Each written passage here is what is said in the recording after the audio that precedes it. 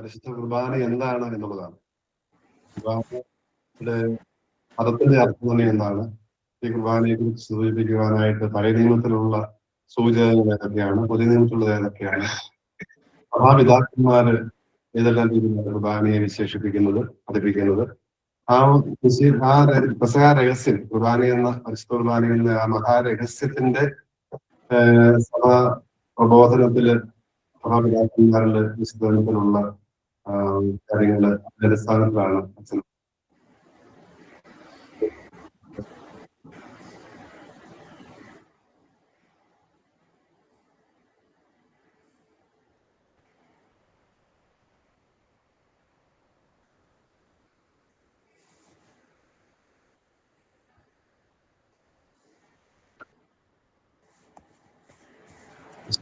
സ്തുതിയായിരിക്കട്ടെ. എല്ലാവർക്കും സുഖമാണല്ലോ അല്ലെ? വളരെ സന്തോഷമുണ്ട്. പരിശുദ്ധ കുർബാന എന്ന മഹാരഹസ്യത്തെ അല്പസമയം ഒരുമിച്ച് ധ്യാനിക്കാൻ അവസരം കിട്ടിയതിന് വളരെ സന്തോഷം. പരിചിത മുഖങ്ങൾ ഇവിടെയുണ്ട്. അന്തസ്സച്ചൻ പറഞ്ഞ നല്ല വാക്കുകൾക്ക് വളരെ സന്തോഷം. എൻ്റെ ഒരു വന്നി ഗുരുഭൂതൻ ഇവിടെ ഇരിപ്പുണ്ട്. മൈനസ്മിനാരിൽ എന്നെ പഠിപ്പിച്ച മൈക്കിൾ സാറ് ഇവിടെയുണ്ട്. സാറിന്റെ മുമ്പില് ആദരവോടെ ഇരുന്ന് കുർബാനയെ കുറിച്ച് ധ്യാനം ചിന്തകൾ നൽകാൻ സാധിക്കുന്നത് വളരെ സന്തോഷവും അഭിമാനവുമാണ് പറയട്ടെ. പരിശുദ്ധ കുർബാന എന്ന മഹാരഹസ്യത്തെ നമ്മൾ ധ്യാനിക്കുമ്പോൾ അച്ഛൻ പറഞ്ഞതുപോലെ എന്താണ് പരിശുദ്ധ കുർബാന എന്നാണ് നമ്മൾ ഈ കുറച്ച് സമയം ഒന്ന് കാണാനായി ശ്രമിക്കുന്നത്. ഇപ്പോൾ ഞാൻ കുർബാനയെ കുറിച്ച് ഒരു ക്ലാസ് നിങ്ങൾക്ക് എടുക്കുന്നു. നിങ്ങളെല്ലാം അത് കേൾക്കുന്നു, നോട്ടൊക്കെ എഴുതിയെടുക്കുന്നു, ചോദ്യങ്ങളൊക്കെ ചോദിക്കുന്നു, തിരിച്ചു പോകുന്നു എന്ന് കരുതരുത്. നമ്മൾ ഒരുമിച്ച് കുർബാന എന്ന മഹാരഹസ്യത്തെ ഒന്ന് സൂക്ഷിച്ച് വീക്ഷിക്കാൻ ശ്രമിക്കുക.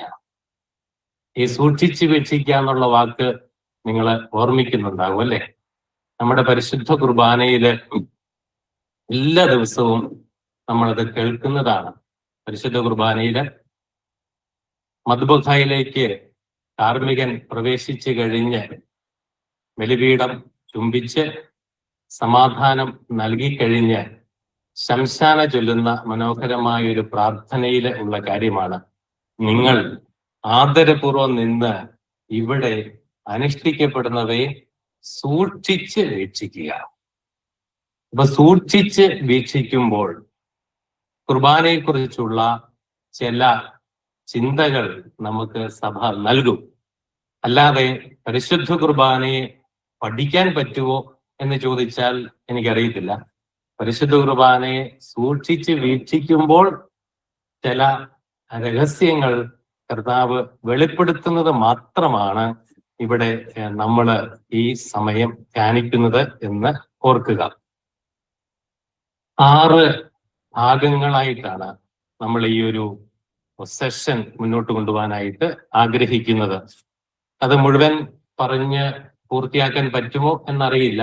എങ്കിലും നമ്മൾ ആ ഒരു ചൈതന്യത്തിലേക്ക് എത്താനായുള്ള ഒരു ശ്രമം എന്ന് മാത്രം ഇതിനെ കണ്ടാൽ മതി.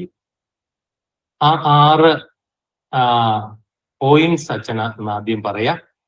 ഒന്നാമതായി നമ്മൾ കാണുന്നത് പരിശുദ്ധ കുർബാന എന്ന പദമാണ്. പരിശുദ്ധ കുർബാന എന്ന വാക്കിനെ അല്പസമയം ധ്യാനിക്കും. രണ്ടാമത് പരിശുദ്ധ കുർബാനയെ സൂചിപ്പിക്കുന്ന വിവിധ പദങ്ങൾ വിവിധ സഭാ സമൂഹങ്ങളിൽ ഉപയോഗിക്കുന്നുണ്ട്. അതിനെ നമ്മളൊന്ന് കാണും. മൂന്നാമത് പഴയ നിയമത്തിൽ പരിശുദ്ധ കുർബാനയെ കുറിച്ചുള്ള സൂചകങ്ങൾ, നിഴലുകളുണ്ട്, അത് കാണും. നാലാമതായി പുതിയ നിയമത്തിൽ പരിശുദ്ധ കുർബാനയെ കുറിച്ച് പറഞ്ഞിരിക്കുന്നത് നമ്മൾ കാണും. അഞ്ചാമത് സഭാപിതാക്കന്മാര്, ഒരു കുറച്ചു പേരെ മാത്രം എടുത്ത് സഭാപിതാക്കന്മാര് എന്താണ് കുർബാനയെ കുറിച്ച് പറഞ്ഞിരിക്കുന്നത് എന്ന് കാണും. അവസാനമായി സഭയുടെ ഔദ്യോഗിക പ്രബോധനങ്ങൾ, കത്തോലിക്ക സഭയുടെ ഔദ്യോഗിക പ്രബോധനങ്ങളിൽ എന്താണ് പരിശുദ്ധ കുർബാനയെ കുറിച്ച് പറഞ്ഞിരിക്കുന്നത് എന്നും നമ്മൾ കാണാനായിട്ട് ശ്രമിക്കും.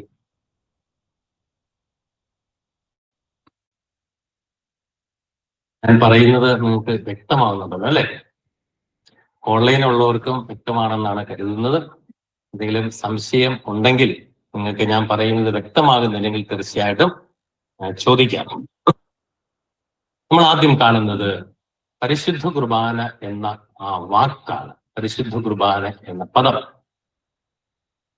ഒരുപക്ഷെ ഒരു വ്യക്തിയുടെ ജീവിതത്തിൽ അവന്റെ അല്ലെങ്കിൽ അവളുടെ ജനനം മുതൽ മരണം വരെയല്ല, മരണശേഷവും അവളെ പിന്തുടരുന്ന ഒരു വാക്ക് അല്ലെങ്കിൽ ഒരു കാര്യം കുർബാന തന്നെയാണ്.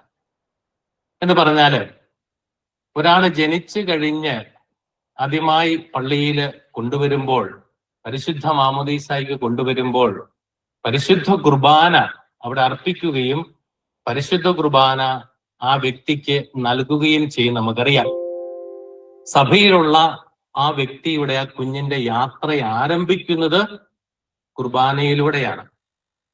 ആ കുർബാനയിലൂടെയുള്ള അവന്റെ യാത്ര തുടർന്ന് അല്ലെങ്കിൽ അവളുടെ യാത്ര തുടർന്ന് അവസാനം മരിച്ചു കഴിഞ്ഞും ഇയാളെ ഈ കുർബാന എന്ന വാക്ക് പിന്തുടരുന്നുണ്ട്. അതെങ്ങനെയാണ്? മരിച്ചു കഴിഞ്ഞ് നമ്മൾ മരിച്ച വ്യക്തികളെ ഓർമ്മിച്ച് കുർബാന അർപ്പിക്കണം എന്ന് പുരോഹിതന്മാർ എടുത്ത് പറയാറുണ്ട് അല്ലേ? ഒരുപക്ഷെ നിങ്ങൾ ഇവിടെ ഇരിക്കുന്ന ഏറ്റവും പ്രായമുള്ളവര് നിങ്ങളുടെ വല്യപ്പന്മാരെ, വല്യമ്മമാരെ അല്ലെങ്കിൽ അവരുടെ അപ്പനപ്പൂപ്പന്മാരെ പോലും ഓർമ്മിച്ച് ഒരുപക്ഷെ കുർബാന അർപ്പിക്കാൻ നിയോഗം കൊടുക്കുന്ന ഒരു രീതി ഉണ്ടാകും. അതിനർത്ഥം എന്താണ്? നിങ്ങളുടെ ഓർമ്മ നിലനിൽക്കുന്നിടത്തോളം കാലം നിങ്ങളുടെ പൂർവികരെ അല്ലെങ്കിൽ നമ്മളുടെ പൂർവികരെ കുർബാനയിൽ നമ്മൾ സ്മരിക്കുന്നു. അതിനർത്ഥം എന്താണ്? ഒരു വ്യക്തി അവൻ ഈ ജീവിതത്തിൽ ആയിരിക്കുമ്പോൾ മാത്രമല്ല, കർത്താവിന്റെ സന്നിധിയിലായിരിക്കുമ്പോഴും കുർബാനയുമായിട്ട് ബന്ധപ്പെടുത്തിയാണ് സഭ അവനെ അല്ലെങ്കിൽ അവളെ കാണുന്നത് എന്നാണ് അർത്ഥം. അപ്പൊ അത്രമാത്രം പ്രധാനപ്പെട്ട ഒരു കാര്യമാണ് പരിശുദ്ധ കുർബാന. ഈ കുർബാന എന്ന വാക്ക് നമ്മളുടെ പൂർവികര്, നമ്മളുടെ വല്യപ്പന്മാരും വല്യമ്മച്ചിമാരും മനസ്സിലാക്കിയിരുന്നത് രണ്ട് തരത്തിലാണ്. ഒന്ന്, പ്രായമുള്ള ഒരു അപ്പച്ചൻ അല്ലെങ്കിൽ ഒരു അമ്മച്ചി തന്റെ രോഗത്തിന്റെ വാർദ്ധക്യത്തിന്റെ അവസ്ഥയിൽ മകളെ അല്ലെങ്കിൽ മകനെ, കൊച്ചുമകനെ ഒക്കെ വിളിച്ച് പറയും, മോനെ, അമ്മച്ചിക്ക് വയ്യാണ്ടായി, അപ്പച്ചന് വയ്യാണ്ടായി, മോൻ പള്ളിയിൽ ചെന്ന് അച്ഛനെ കണ്ട് പരിശുദ്ധ കുർബാന എഴുന്നള്ളിച്ചുകൊണ്ട് വരാൻ പറയും അല്ലേ? കുർബാന എഴുന്നള്ളിച്ചുകൊണ്ട് വരാൻ പറയും. എന്താണ് പുരോഹിതൻ എഴുന്നള്ളിച്ചുകൊണ്ട് വരുന്നത്? ഈശോ മിശിഹായുടെ ശരീര രക്തങ്ങൾ. ഏതെങ്കിലും ഒരു അപ്പച്ചൻ, ഏതെങ്കിലും ഒരു അമ്മച്ചി നിങ്ങൾ പള്ളിയിൽ ചെന്ന് അച്ഛനോട് പറഞ്ഞ് ഈശോയുടെ ശരീര രക്തങ്ങൾ എഴുന്നള്ളിച്ചുകൊണ്ട് വരാൻ പറയുന്നത് കേട്ടിട്ടുണ്ടോ? ഉണ്ടാവില്ല. എന്താ പറയുന്നത്? കുർബാന. എന്താ കൊണ്ടുവരുന്നത്? ശരീരരക്തങ്ങൾ. അതിനർത്ഥം എന്താണ്?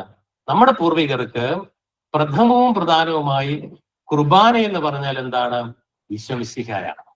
ഇപ്പൊ കുർബാന എന്ന് പറയുന്ന വാക്കിന്റെ ഒന്നാമത്തെ അർത്ഥം എന്ന് പറയുന്നത് ഈശോ മിശിഹ എന്നാണ്. കുർബാന സമം ഈശോ മിശിഹ എന്ന് പറഞ്ഞാൽ ഈശോ മിശിഹയുടെ ശരീരരക്തങ്ങൾ. അതുകൊണ്ടാണ് നമ്മൾ കുർബാന കൈക്കൊള്ളുക എന്ന് പറയുന്നത്, കുർബാന സ്വീകരിക്കുക എന്ന് പറയുന്നത്, കുർബാന എഴുന്നള്ളിച്ചു കൊണ്ടുവരിക എന്ന് പറയുന്നത്. നമ്മുടെ പാരമ്പര്യത്തിലെ ചില പദങ്ങളാണത്. കുർബാന കൈക്കൊള്ളുക, കുർബാന എഴുന്നള്ളിച്ചുകൊണ്ടുവരിക, കുർബാന സ്വീകരിക്കുക. അപ്പൊ എന്താണ് ഈ കുർബാന? ഇത് ഈശോ മിശിഹായാണ്. അതാരാ പറഞ്ഞേക്കുന്നത്? ഈശോ തന്നെയാ പറഞ്ഞേക്കുന്നത്. എവിടെയാ പറഞ്ഞേക്കുന്നത്? കുർബാനയെ കുറിച്ചുള്ള ഏറ്റവും നല്ല പുസ്തകം ഏതാണെന്നറിയാം? കുർബാനയെ കുറിച്ച് എഴുതിയിരിക്കുന്ന ഏറ്റവും നല്ല പുസ്തകം ബൈബിള് തന്നെ. കറക്റ്റ്. ബൈബിളില് വെരി ഗുഡ്. യോഹന്നാൻ ശ്ലീഹായുടെ സുവിശേഷം 6-ാം അധ്യായം വിശുദ്ധ ഗ്രന്ഥത്തിൽ പരിശുദ്ധ കുർബാനയെ കുറിച്ചുള്ള ഏറ്റവും മനോഹരമായ ഒരു പുസ്തകമായി നമുക്ക് കരുതാം.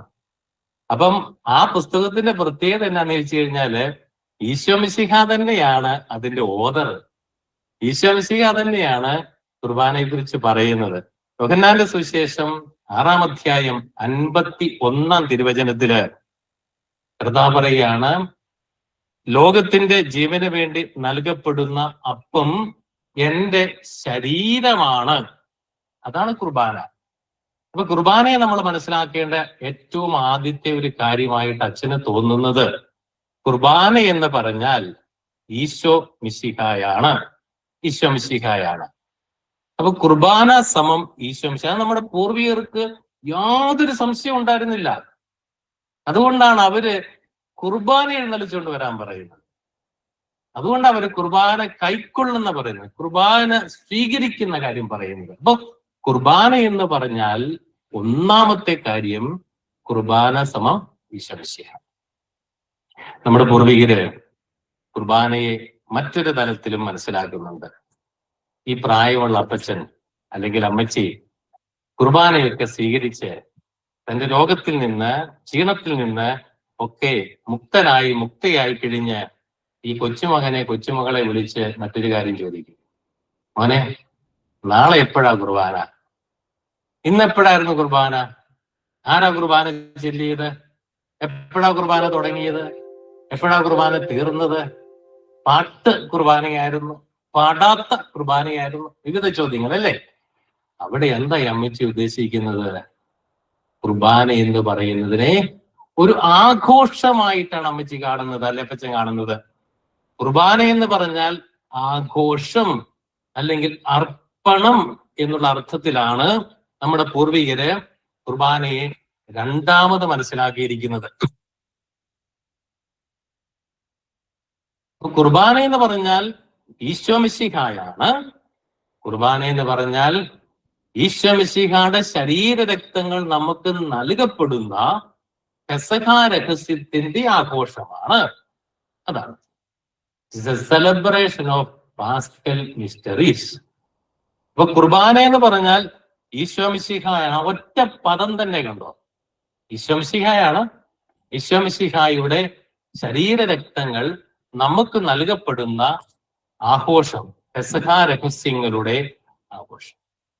അതുകൊണ്ട് ഈ കുർബാന എന്ന് പറയുന്ന വാക്ക് നമുക്ക് തർജ്ജിമ ചെയ്യാൻ പാടാം. 400 വർഷത്തെ പാശ്ചാത്യവൽക്കരണത്തിന്റെ കാലഘട്ടത്തിൽ പോലും എന്തുകൊണ്ടാണ് ഈ പദത്തിന് തത്തുല്യമായ മറ്റൊരു പദം കണ്ടുപിടിക്കാൻ പറ്റാഞ്ഞത്? അത് എളുപ്പമല്ല. കുർബാന എന്ന് പറയുന്ന വാക്കിന്റെ അർത്ഥസമ്പുഷ്ടി മുഴുവനും ഉൾക്കൊള്ളുന്ന ഒരു പദം ഈ ഭാഷയിൽ കണ്ടുപിടിക്കാൻ പറ്റത്തില്ല. പക്ഷെ ചിലരതിനെ വേറെ രീതിയിൽ വ്യാഖ്യാനിച്ച് തരാറുണ്ട്.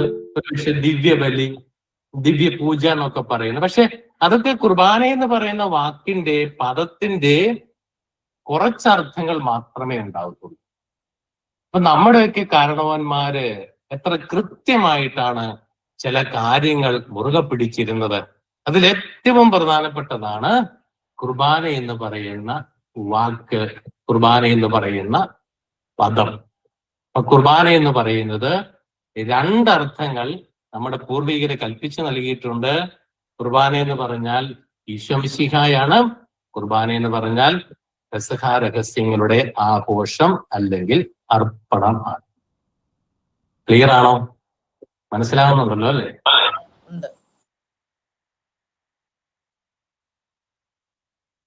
ഈ കുർബാന എന്ന് പറയുന്ന വാക്കിന്റെ ഭാഷാപരമായ അർത്ഥവ്യാപ്തിയിലേക്ക് നമുക്ക് അടുത്തതായിട്ടൊന്ന് പോകാം. കുർബാന എന്ന് പറയുന്ന വാക്ക് സുറിയാനി പദമാണ്, നമുക്കതറിയാം അല്ലെ? കുർബാന എന്ന് പറയുന്ന ഈ സുറിയാനി പദത്തിന്റെ മൂല്യ വാക്കിന്റെ അർത്ഥങ്ങൾ എന്ന് പറയുന്നത് 4 എണ്ണമായിട്ട് നമുക്ക് തിരിക്കാം. എന്ന് പറഞ്ഞാൽ ഇപ്പൊ ഞാൻ മുമ്പേ പറഞ്ഞ ഈശോ മിശിഹ എന്ന് പറയുന്നതും ആഘോഷം, പെസഹാരഹസ്യങ്ങളുടെ ആഘോഷം എന്ന് പറയുന്നത് നമ്മുടെ കാരണവന്മാര് ആ കുർബാന എന്ന് പറയുന്ന വാക്കിനെ കൽപ്പിച്ചിരിക്കുന്ന അർത്ഥങ്ങളാണ്. ഇനി കുർബാന എന്ന് പറയുന്ന സുറിയാനി പദത്തിന്റെ അർത്ഥങ്ങളിലേക്ക് നമുക്ക് പോകാം. 4 അർത്ഥങ്ങൾ നമുക്ക് കാണാം. ഒന്നാമത്തെ അർത്ഥം അരികിലേക്ക് ചേർത്ത് നിർത്തുക എന്നുള്ളതാണ്. ടു ബ്രിങ് നിയറർ, അരികിലേക്ക് ചേർത്ത് നിർത്തുക. സമീപിക്കുക എന്നൊക്കെയാണ് അതിന്റെ അർത്ഥം. അരികിലേക്ക് ചേർത്ത് നിർത്തുക, സമീപിക്കുക. നമ്മുടെ പരിശുദ്ധ കുർബാനയില് നമ്മുടെ പുരോഹിതന്റെ ഒരു ബോഡി ലാംഗ്വേജ് നോക്കിയാൽ പോലും നമുക്ക് കാണാം. ബെമ്മയിൽ ആരംഭിക്കുന്ന ഈ ശുശ്രൂഷ പതുക്കെ പതുക്കെ സമീപിക്കുകയാണ്, അരികിലേക്ക് പോവുകയാണ്. എവിടെ? മദ്ബഹയുടെ ബലിപീഠത്തിന്റെ സന്നിധിയിലേക്കുള്ള ആ ഒരു യാത്രയായിട്ട് നമുക്ക് ഇവിടെ കാണാം. അപ്പം ഈ അരികിലേക്ക് ചേർത്ത് നിർത്തുക എന്ന് പറയുമ്പോൾ ആരുടെ അരികിലേക്കാ ചേർത്ത് നിർത്തുന്നത്?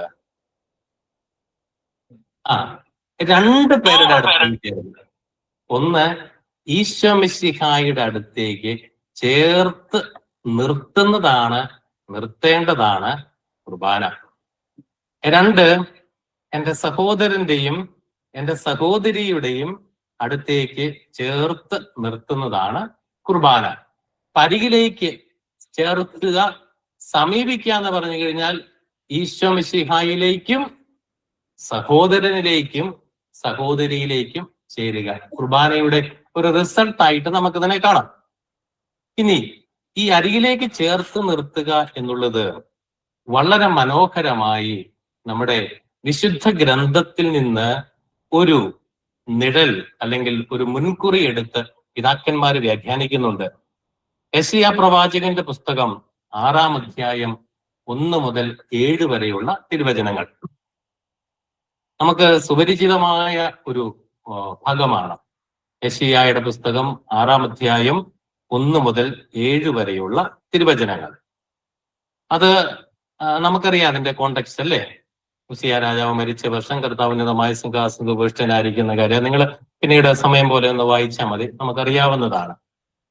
അതിൻ്റെ അകത്ത് ഈ യെശയ്യ തന്റെ ബലഹീനതയെക്കുറിച്ച്, തന്റെ അയോഗ്യതയെക്കുറിച്ച്, തന്റെ പാപത്തെക്കുറിച്ചൊക്കെ നിലവിളിച്ചപ്പോ ഈ സറാഫ് മാലാഖമാരിൽ ഒന്ന് എന്താണ് ചെയ്തത്? പറന്നു ചെന്ന് ബലിപീഠത്തിൽ കത്തിക്കൊണ്ടിരുന്ന ആ തീക്കുണ്ടത്തിൽ നിന്ന് ഒരു തീക്കട്ടയെടുത്ത് ഈ യെശയ്യായുടെ നാവിനെ സ്പർശിക്കുകയാണ്. കൊടില് കൊണ്ടൊരു തീക്കട്ടയെടുത്ത് യെശയ്യായുടെ നാവിനെ സ്പർശിച്ചിട്ട് പറയുകയാണ്, നിന്റെ പാപം ക്ഷമിക്കപ്പെട്ടിരിക്കുന്നു.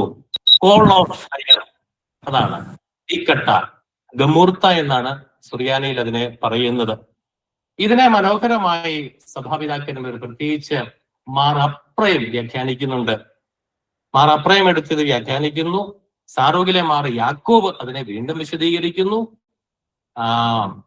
നിസിവിസിലെ മാർ നർസായി മനോഹരമായി പിന്നീട് അതിനെ എലാബറേറ്റ് ചെയ്യുന്നുണ്ട്, ഈ കുർബാനയെ കുറിച്ചുള്ള ചിന്തയുമായിട്ട് ചിന്തപ്പെടുത്തി.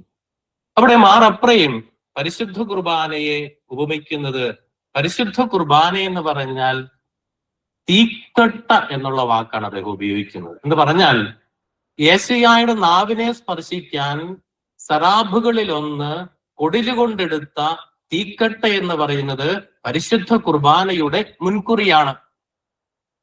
പരിശുദ്ധ കുർബാനയുടെ മുൻകുറിയാണ്. അപ്പൊ കുർബാനയെ തീക്കട്ടയോട് ഉപമിക്കുകയാണ്. ഇപ്പൊ കരിക്കട്ട ആരാ? തീക്കട്ട കുർബാനയാണെങ്കിൽ കരിക്കട്ട ആരാ? നാം ഓരോരുത്തരും. അത് പറയാനൊരു മടിയാണല്ലോ. നമ്മൾ ഓരോരുത്തരുമാണ് കരിക്കട്ട. ഇനി നമ്മൾ ഓർക്കണം, നമ്മൾ പറഞ്ഞുകൊണ്ടിരിക്കുന്നത് അരികിലേക്ക് ചേർന്ന് നിൽക്കുന്നതിനെ കുറിച്ചാണ്, അത് മറക്കരുതേ. അപ്പം ഈ തീക്കട്ട ഈശോ മിശിഹായാണെന്ന് പറഞ്ഞു, കരിക്കട്ട നമ്മളാണെന്നും പറഞ്ഞു. കരിക്കട്ടയും തീക്കട്ടയും കൂടെ കൂട്ടിമുട്ടിയാൽ എന്ത് സംഭവിക്കും? കരിക്കട്ട കൂടി തീക്കട്ടയാണ്. അതാണ് കുർബാനയുടെ ക്ലൈമാക്സ് എന്ന് പറയുന്നത്. നമ്മുടെ ക്ലാസ് കഴിഞ്ഞു, കാരണം നിങ്ങൾക്ക് കാര്യമെല്ലാം പിടികിട്ടി, ഇനിയിപ്പോ എന്തിനാ ഞാൻ തുടരുന്നത്? അതാണ് കുർബാന. കരിക്കട്ട തീക്കട്ടയായിട്ട് മാറുന്നതാണ് കുർബാന. അപ്പൊ മനോഹരമായിട്ടാണ് സഭാപിതാക്കന്മാര് ഇതിനെ വ്യാഖ്യാനിക്കുന്നത്. അപ്പം ഈശോ മിശിഹ പരിശുദ്ധ കുർബാന എന്ന് പറയുന്നത് തീക്കട്ട. ഈ തീക്കട്ടയെ നമ്മൾ സമീപിക്കുമ്പോ നമ്മൾ കൂടി തീക്കട്ടയായി തീക്കനലായി മാറുന്നു. ക്ലിയർ ആണോ? അപ്പൊ തീക്കട്ടയായി നമ്മൾ എന്താ തീക്കട്ടയുടെ പ്രത്യേകത? ശുദ്ധീകരണം, പൗത്രീകരണം. അല്ല, സാധാരണ ഒരു തീക്കട്ടയുടെ പ്രത്യേകത എന്നാണ്? തീക്കട്ട തൊട്ട് നോക്കിയിട്ടുണ്ടോ? നല്ല രസമാണ്. ചൂട്. ആ, പൊള്ളും, ചൂട് അല്ലേ? തീക്കട്ട എന്ന് പറയുന്നത്, തീക്കട്ടയ്ക്ക് ചൂടുണ്ട്, അത് ചൂട് പിടിപ്പിക്കും. തീക്കട്ടയ്ക്ക് പ്രകാശമുണ്ട്, അത് പ്രകാശിപ്പിക്കും. അരികിലേക്ക് ചേർന്ന് നിൽക്കുക എന്ന് പറഞ്ഞാൽ, ഈശ്വമിശിയുടെ അരികിലേക്ക് ചേർന്ന്, കുർബാനയിലേക്ക് ചേർന്ന് നിൽക്കുക എന്ന് പറഞ്ഞാൽ ഈ രണ്ട് കാര്യങ്ങൾ എന്റെയും നിങ്ങളുടെയും ജീവിതത്തിൽ സംഭവിക്കണം. എന്താണ്? തീക്കട്ടയെ പോലെ ചൂട് പിടിച്ച് ചൂട് പിടിപ്പിക്കണം, തീക്കട്ടയെ പോലെ പ്രകാശിച്ച് പ്രകാശിപ്പിക്കണം. മനസ്സിലായോ? തീക്കട്ടയെ പോലെ ചൂട് പിടിച്ച് ചൂട് പിടിപ്പിക്കുകയും തീക്കട്ടയെ പോലെ പ്രകാശിച്ച് പ്രകാശിപ്പിക്കുകയും ചെയ്യുന്നതാണ് കുർബാന എന്ന് പറയുന്നത്. എവിടെയാണ് ഈ കരിക്കട്ട തീക്കട്ട കൂട്ടിമുട്ടൽ നടക്കുന്നതെന്ന് അറിയാമോ? പരിശുദ്ധ കുർബാനയില് കുർബാന നമ്മൾ ആദ്യം പറഞ്ഞത് ഓർത്താ മതി. കുർബാന കൈക്കൊള്ളും, അത് മദ്ബഹയുടെ കവാടത്തിൽ വെച്ചാണ് കൂട്ടിമുട്ടൽ നടത്തുന്നത്. സഭാപിതാവായ നിസിബിസിലെ മാർ നർസായി മനോഹരമായി ഇതിനെക്കുറിച്ച് പറയുന്നത് എങ്ങനെയാണ്? കുർബാനയിലെ രണ്ട് പ്രദക്ഷിണങ്ങൾ കൂട്ടിമുട്ടുന്ന സ്ഥലമാണ് മദ്ബഹയുടെ കവാടം, കെസ്ട്രോമ. ഈ മദ്ബഹയുടെ കവാടത്തിൽ വെച്ച് കൂട്ടിമുട്ടുകയാണ് ഒരു കരിക്കട്ട തീക്കട്ടയോട്. ആ കരിക്കട്ട തീക്കട്ടയോട് കൂട്ടിമുട്ടിക്കഴിഞ്ഞാൽ പിന്നെ കരിക്കട്ട തീക്കട്ടയാകാതിരിക്കാൻ പറ്റത്തില്ല. ചൂട് പിടിച്ചേ പറ്റൂ, ചൂട് പിടിപ്പിച്ചേ പറ്റൂ, പ്രകാശിച്ചേ പറ്റൂ, പ്രകാശിപ്പിച്ചേ പറ്റൂ. അതാണ്. അപ്പൊ അരികിലേക്ക് ചേർത്ത് നിൽക്കുക എന്ന് പറഞ്ഞാൽ, ഈശോയുടെ അരികിലേക്ക് ചേർത്ത് നിന്ന് കിട്ടുന്ന ആ ചൂട്, ആ പ്രകാശം എന്റെ സഹോദരനിലേക്ക്, എന്റെ സഹോദരിയിലേക്ക് കൊടുക്കുന്നതാണ് കുർബാന എന്ന് പറയുന്നത്. ക്ലിയർ ആണോ? തീക്കട്ട ഈശോ മിശിഹായാണ്, കുർബാനയാണ്. ആ കൊടിൽ എന്ത് ചെയ്യും? ഈ സറാബ് ഒരു കൊടില് കൊണ്ടാണ് തീക്കട്ട എടുത്തത്. പഴയ നിയമത്തിൽ ഒരു കൊടില് വേണമായിരുന്നു. പുതിയ നിയമത്തിൽ എന്ത് കൊടില്? ഇനി എങ്ങാനും ബലിപീഠത്തിൽ ഉണ്ടോ? നിങ്ങൾ കാണാത്തതാണോ? കണ്ടിട്ടില്ല അല്ലേ? ഈ ചോദ്യത്തിന് ഉത്തരം സഭാപിതാവായ നർസായി വീണ്ടും തരുന്നുണ്ട്. എന്താ അദ്ദേഹം പറയുന്നതെന്ന് അറിയാമോ? അദ്ദേഹം ചോദിക്കുകയാണ്, ഈ പഴയ നിയമത്തില് സറാബ് ഒരു കൊടില് കൊണ്ടാണ് തീക്കട്ട എടുത്തത്, പുതിയ നിയമത്തിലെ കൊടിലെന്തി? അദ്ദേഹം പറയാണ്, പുരോഹിത നീയാണ് ആ കൊടില്. പുതിയ നിയമത്തിലെ പുരോഹിതനാണ് പഴയ നിയമത്തിലെ കൊടിലിന്റെ സ്ഥാനം വഹിക്കുന്നവൻ. പഴയ നിയമത്തില് ഈ സറാബിന്റെ കൈ അല്ലെങ്കിൽ വാട്ടവർ ഇറ്റ് ഈസ്, അത് പൊള്ളുന്നത് കൊണ്ടായിരിക്കാം അത് കൊടിലും എടുത്തത്.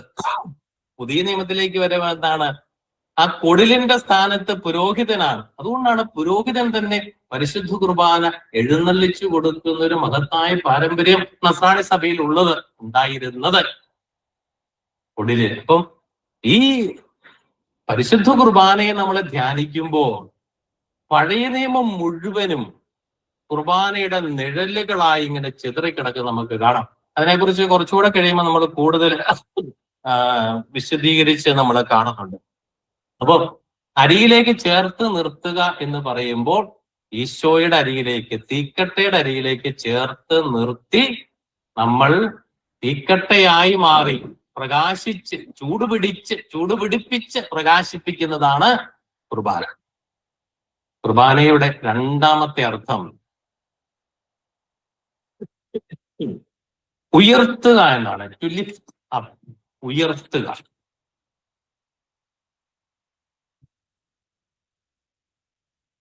ഉയർത്തുക എന്ന് പറഞ്ഞ് എവിടുന്നാ ഉയർത്തുന്നേ?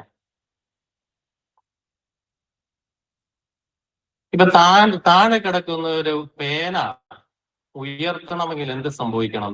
ഒരു പേന താഴെ നിന്ന് ഉയർത്തണമെങ്കിൽ എന്ത് സംഭവിക്കണം? ഒരു പേന താഴെ നിന്ന് ഉയർത്തണമെങ്കിൽ എന്ത് സംഭവിക്കണം? താഴേക്ക് കുനിയണം. താഴേക്ക് കുനിയണം. എന്റെ ചോദ്യം ഒന്നും കൂടെ പറയാം. ആ, പേന താഴെ കിടക്കണം അല്ലെ, താഴെ പോണം. അപ്പൊ ഉയർത്തുക എന്ന് പറഞ്ഞാൽ എവിടെ നിന്നാണ്? നിലത്ത് നിന്നാണ്. ആ താഴെ നിലം എന്ന് പറയുന്ന കൺസെപ്റ്റിനെ നമ്മുടെ വിശുദ്ധ ഗ്രന്ഥത്തിലും പിതാക്കന്മാരുടെ വ്യാഖ്യാനങ്ങളിലും കാണുന്ന ഒരു വാക്കാണ് പൂഴി. പൂഴി സങ്കീർത്തനങ്ങളിൽ ഒത്തിരി ഭാഗത്ത് അതുകൊണ്ട് സങ്കീർത്തനം 44:25, 104:29, 22:15, 7:5, സങ്കീർത്തനം 7:5, പിന്നെ ജോബിന്റെ പുസ്തകം 2:12 ഈ പൂഴിയിൽ നിന്ന് ഉയർത്തുന്നതിനെ കുറിച്ച്, നിലത്ത് നിന്ന് ഉയർത്തുന്നതിനെ കുറിച്ച് പറയുകയാണ്. എന്ന് പറഞ്ഞാൽ വീണ് കിടക്കുന്ന ഒരവസ്ഥയിൽ നിന്ന് മനുഷ്യനെ ഉയർത്തുന്നതിനെ കുറിച്ചാണ് ഇവിടെ പറയുന്നത്. ആദത്തിന്റെ വീഴ്ചയ്ക്ക് ശേഷം ആദത്തെ പൂഴിയിൽ നിന്ന് കർത്താവ് യേശു മിശിഹ ഉയർത്തിയത് അവന്റെ പെസഹാ രഹസ്യത്തിന്റെ അല്ലെങ്കിൽ രക്ഷാകര കർമ്മത്തിന്റെ പൂർത്തീകരണത്തിലൂടെയാണ്. അപ്പം ആദത്തിന് നഷ്ടപ്പെട്ട ദൈവിക ജീവൻ ആദത്തിന്റെ മക്കൾക്ക് തിരികെ നൽകിയത് ഒരു പുതപ്പ് കൊണ്ടാണ്, ഒരു തുണി കൊണ്ടാണ് എന്ന് അപ്പുറം പറയുന്ന ഒരു പക്ഷേ നമ്മൾ കേട്ടിട്ടുണ്ടാകാം. റോബ് ഓഫ് ഗ്ലോറി, മഹത്വത്തിന്റെ വസ്ത്രം. അപ്പം ആദത്തിന് നഷ്ടപ്പെട്ട ദൈവിക ജീവൻ തിരിച്ചു കൊടുക്കുന്നതിനോടൊപ്പം ആദത്തിന്റെ മക്കൾക്ക് ആദം രുചിക്കാതെ പോയ ഒരു ഫലവും കൂടി കൊടുക്കുന്നുണ്ട്. അതാണ് ജീവന്റെ വൃക്ഷത്തിന്റെ ഫലം എന്ന് പറയുന്നത്. അപ്പൊ പരിശുദ്ധ കുർബാനയിൽ സംഭവിക്കുന്ന എന്താണ്? ഒരു വിശ്വാസി, അവൻ ആ വിശ്വാസി എന്ന് പറയുന്നത് സാധാരണ ഒരു മനുഷ്യൻ എന്ന തലത്തിലല്ല കുർബാനയിൽ നമ്മൾ അവനെ അല്ലെങ്കിൽ അവളെ കാണുന്നത്. പിന്നെ എങ്ങനെയാണ്?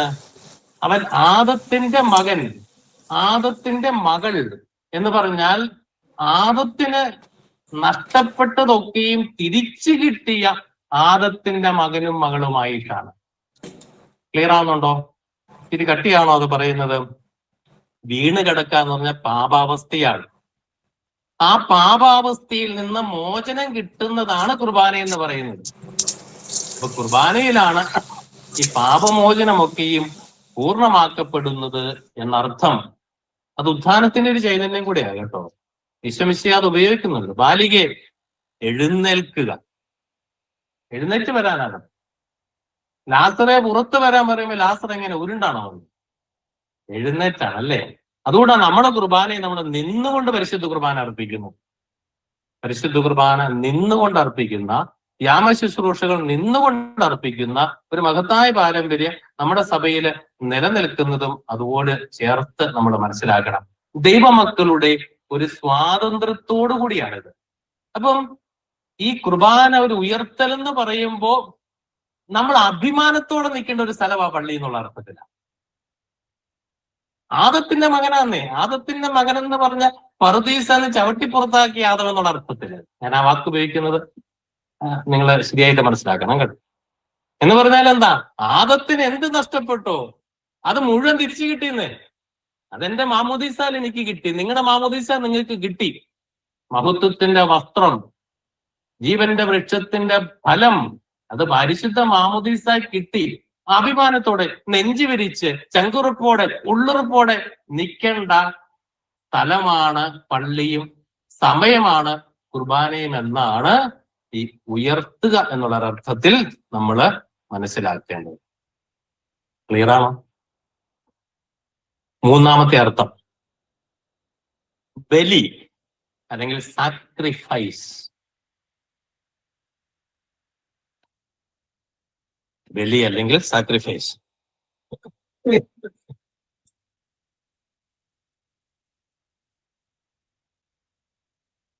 പരിശുദ്ധ കുർബാനയെ കുറിച്ച് പറയാൻ പൊതുവെ ഉപയോഗിക്കുന്ന ഒരു വാക്ക് ആണ് ഇത്. ബലി എന്നുള്ള വാക്ക് നമ്മുടെ കുർബാന പുസ്തകത്തിൽ തന്നെയുണ്ട്. പക്ഷെ നമ്മൾ ഇവിടെ മനസ്സിലാക്കേണ്ട ഒരു കാര്യം, പരിശുദ്ധ കുർബാന എന്ന വാക്കിന്റെ മൂന്നാമത്തെ അർത്ഥം മാത്രമാണ് ബലി. അപ്പൊ ഇന്ന് 12 മണിക്ക് ദിവ്യബലി ഉണ്ടെന്ന് പറഞ്ഞാൽ അത്ര ശരിയാകത്തില്ല കേട്ടോ.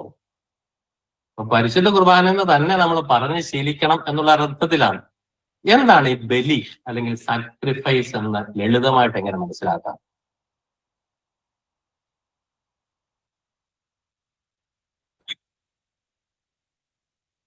പഴയ നിയമത്തിൽ ബലി ഉണ്ടായിരുന്നോ? ഉണ്ടായിരുന്നു. ആരെയാ ബലി അർപ്പിച്ചത്? മൃഗങ്ങൾ, ആട്, മാടൊക്കെ, കുഞ്ഞാടിനെയൊക്കെ ബലിയർപ്പിച്ചല്ലേ? ഈ പഴയ നിയമത്തിലെ ബലിയർപ്പണവും പുതിയ നിയമത്തിലെ ബലിയർപ്പണത്തിലും ഭയങ്കര വ്യത്യാസമുണ്ട്. അതിന്റെ വിശദീകരണത്തിലേക്ക് പോകുന്നില്ല. എന്നാലും പഴയ നിയമത്തിലെ ബലിയർപ്പിക്കണമെങ്കിൽ കുഞ്ഞാടിനെ ഓടിച്ചിട്ട് പിടിക്കണം, കൈയും കാലും കെട്ടണം, പിന്നെ കഴുത്ത് നീട്ടിപ്പിടിക്കണം, പിച്ചാത്തി എടുക്കണം, കഴുത്ത് കണ്ടിക്കണം, ചോര എടുക്കണം, എലിവിടുത്തി കൊണ്ടേ ഒഴിക്കണം, പല പരിപാടിയുണ്ട്. പുതിയ നിയമത്തിൽ ആരാ കുഞ്ഞാട്? ജിമിച്ച് ആരെങ്കിലും ഓടിച്ചിട്ട് പിടിക്കണം. അതായത് പഴയ നിയമത്തിലെ ബലിയും പുതിയ നിയമത്തിലെ ബലിയും തമ്മിലുള്ള പ്രധാനപ്പെട്ട ഒത്തിരി വ്യത്യാസങ്ങളുണ്ടെങ്കിലും പ്രധാനപ്പെട്ട ഒരു വ്യത്യാസം എന്ന് പറയുന്നത് ഒരു ഫ്രീഡം ഇവിടെയുണ്ട്. സ്വമനസാലെ ഈശോ കുഞ്ഞാടായി മാറുകയാണ്. സ്വമനസാലെയാണ് സാക്രിഫൈസ്. ബലി എന്ന് പറയുന്നത് സ്വമനസാലെ സംഭവിക്കുന്ന, എന്ന് പറഞ്ഞു കഴിഞ്ഞാൽ നിർബന്ധമില്ലാതെ സ്വാതന്ത്ര്യത്തോടെ ബലിയായ കർത്താവിനെ നമ്മളിവിടെ കാണുന്നത്. അത് എന്ത് പറഞ്ഞു കഴിഞ്ഞാല് നമ്മുടെ പാപപരിഹാരാർത്ഥം നുറുക്കപ്പെട്ട മിശിഹായുടെ ബലിവസ്തു എന്ന് പറഞ്ഞ മിശിഹ തന്നെയാണ് ഈ ബലിപീഠത്തിൽ നുറുക്കപ്പെടുന്നത്. അപ്പം ആ ബലി എന്ന് പറയുന്നത് ഈശോ മിശിഹ സ്വമനസാലെ കുഞ്ഞാടായി മാറി, ബലിയായി മാറി. ആ ഈശോ മിശിഹായുടെ സാക്രിഫൈസ് എന്ന് നമ്മൾ കാണുന്ന ആ ബലി, ആ അർപ്പണം, അത് തന്നെയാണ് നമ്മുടെ കുർബാന എന്നുള്ള അർത്ഥത്തിലാണ് ഇവിടെ മനസ്സിലാക്കുന്നത്, അല്ലെങ്കിൽ ഇവിടെ ഉപയോഗിക്കുന്നത്. അപ്പൊ പരിശുദ്ധ കുർബാനയെ ഒരു ബലിയായിട്ട് നമ്മൾ കാണുമ്പോൾ പഴയ നിയമത്തിലെ ബലി പോലെയല്ല. ഇവിടെ ഈശോ മിശിഹ തന്നെ ബലിവസ്തുവായിട്ട് മാറുന്നു, ബലി അർപ്പകനായിട്ട് മാറുന്നു, ബലി സ്വീകരിക്കുന്നവരുമായിട്ട് മാറുന്നു. 3 കാര്യങ്ങളാണ്. ഈശോ മിശിഹ ബലിവസ്തുവാണ്, ബലി അർപ്പകനാണ്, ബലി സ്വീകരിക്കുന്നതാണ്. ഒരുപക്ഷെ ആ ഒന്നാമത്തെ രണ്ടാമത്തെ നമ്മൾ കൂടെ കൂടെ പറയുന്ന ഈശോ മിശിഹ ബലിവസ്തുവാണ്, ഈശോ മിശിഹ ബലി അർപ്പകനാണ്. മൂന്നാമത്തെ അധികം പറയാറില്ല. മൂന്നാമത്തെ വളരെ പ്രധാനപ്പെട്ടതാണ്. പൗരസ്ത്യ സുറിയാനി പാരമ്പര്യത്തില് നമ്മുടെ കുർബാനയിലെ പുരോഹിതൻ 3 തവണ ജനത്തെ നോക്കി തിരിഞ്ഞു നിന്ന് കൈ നീട്ടി കാണിക്കുന്നുണ്ട്. ശ്രദ്ധിക്കാറുണ്ടോ? എന്റെ പൊന്നെ, ഒരു രക്ഷയില്ല ഓർമ്മ. ഇവിടെ ഞാൻ പെട്ടുപോയി. എന്റെ പ്രിയമുള്ളവരെ, നിങ്ങൾ എനിക്ക് വേണ്ടി പ്രാർത്ഥിക്കും, അല്ലെ? എന്നാ പുരോഹിതനോട് ജനം മറുപടി പറയാം? മിശിഹ അങ്ങയുടെ പ്രാർത്ഥന കേൾക്കുകയും കുർബാന സ്വീകരിക്കുകയും ചെയ്യട്ടെ. ഈശോ മിശിഹ കുർബാന സ്വീകരിക്കട്ടെ എന്ന് പറയുന്ന ഒരു കുർബാനയാണ് നമ്മൾ അർപ്പിക്കുന്നത്. വലിയൊരു ദൈവശാസ്ത്രമാണ്. എല്ലാ കുർബാനയിലും അതുണ്ട് എങ്കിലും പൗരസ്ത്യ സുറിയാനി പാരമ്പര്യത്തില് വളരെ റിച്ചാണ്. അപ്പം ഈശോ മിശിഹ ഒരേ സമയം ബലിവസ്തുവാണ്, ബലിയർപ്പകനാണ്, ബലി സ്വീകരിക്കുന്നവരാണ് എന്നുള്ളതാണ് ആ ബലി എന്നുള്ള അർത്ഥം. കുർബാനയുടെ 4ാമത്തെ അർത്ഥം ആഘോഷം, സെലബ്രേഷൻ എന്നുള്ള അർത്ഥത്തിൽ ഉപയോഗിക്കാം. ആഘോഷം, സെലബ്രേഷൻ. പരിശുദ്ധ കുർബാനയിൽ ഏറ്റവും വലിയ ആഘോഷമാണെന്ന നമ്മൾ പറയുന്നത്, അല്ലെ? ഈ സെലബ്രേഷൻ എന്നുള്ള വാക്ക് നമ്മൾ കൃത്യമായി ഒന്ന് മനസ്സിലാക്കേണ്ടതുണ്ട്. പലതരത്തിലുള്ള ആഘോഷങ്ങളുണ്ട്. പിറന്നാൾ ആഘോഷം, വിവാഹാഘോഷം, വിജയാഘോഷം, മരണാഘോഷങ്ങൾ, അങ്ങനെയൊക്കെ പല ആഘോഷങ്ങൾ ഒരുപക്ഷെ ഉണ്ട്. ഈ ആഘോഷങ്ങളെ നമ്മൾ ചിന്തിക്കുമ്പോൾ, അതിനെക്കുറിച്ച് നമ്മൾ നോക്കുമ്പോൾ 3 കാര്യങ്ങൾ അവിടെ പ്രധാനപ്പെട്ടതാണ്. ആഘോഷങ്ങൾ ഒരുക്കത്തോടെ നടത്തുന്നു. പ്രിപ്പറേഷൻ. കുർബാന ഒരു ആഘോഷമാണ്, ഒരുക്കം വേണം. ചടപടായെന്നും പറഞ്ഞ് ചെയ്യേണ്ട സംഭവമല്ലല്ലോ. നിങ്ങളിപ്പോ ചെയ്യുന്ന ഒരു പ്രിപ്പറേഷൻ ആണ്. You are preparing for a better celebration. Qurbana എന്ന് പറയുന്നത് ഒരുക്കത്തോടെ നടത്തേണ്ടതാണ്. ഈ ഒരുക്കത്തോടെ എങ്ങനെ നടത്തേണ്ടതെന്ന് ഈ നമ്മൾ കുർബാനയെ കുറിച്ചുള്ള ഏറ്റവും നല്ല പുസ്തകം യോഹന്നാൻ ശ്ലീഹായുടെ സുവിശേഷം 6-ാം അധ്യായം നാം പറഞ്ഞു അല്ലേ? കുർബാനയെ കുറിച്ചുള്ള ഒരു 2ാമത്തെ പുസ്തകം ഏതായിരിക്കും നല്ലത്? നമുക്ക് വിശുദ്ധ ഗ്രന്ഥം അങ്ങ് മാറ്റി വെച്ചാലോ? കുർബാന പുസ്തകം തന്നെയാണ്, ടക്സ തന്നെയാണ് അല്ലെ? ഈ ഒരുക്കം എങ്ങനെ നടത്തണമെന്ന് കുർബാനയെ മുഴുവൻ പറയുന്നുണ്ടെന്ന്. കുർബാനയ്ക്ക് അത് മുഴുവൻ പറയുന്നുണ്ട്. എത്ര തവണയാണ് പുട്ടിന് വീര പോലെ മതപുകാ ശുശ്രൂഷി പറയുന്നത്?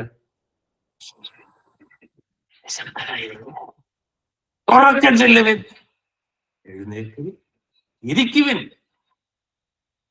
എത്രയോ കാര്യം. അപ്പം കുർബാനയില് ഒരുക്കം, എങ്ങനെയാണ് കുർബാന അർപ്പിക്കേണ്ടത് എന്ന് കൃത്യമായിട്ട് കുർബാനയിൽ തന്നെ പറയുന്നുണ്ട്. ഉദാഹരണത്തിന്, തികഞ്ഞ സ്നേഹത്തോടെ, ഉറച്ച വിശ്വാസത്തോടെ, സത്യവിശ്വാസത്തോടെ, ഭക്തിയോടെ, ശ്രദ്ധയോടെ, വിശുദ്ധിയോടെ, നിർമ്മല ഹൃദയത്തോടെ, ശുദ്ധവിചാരങ്ങളോടെ.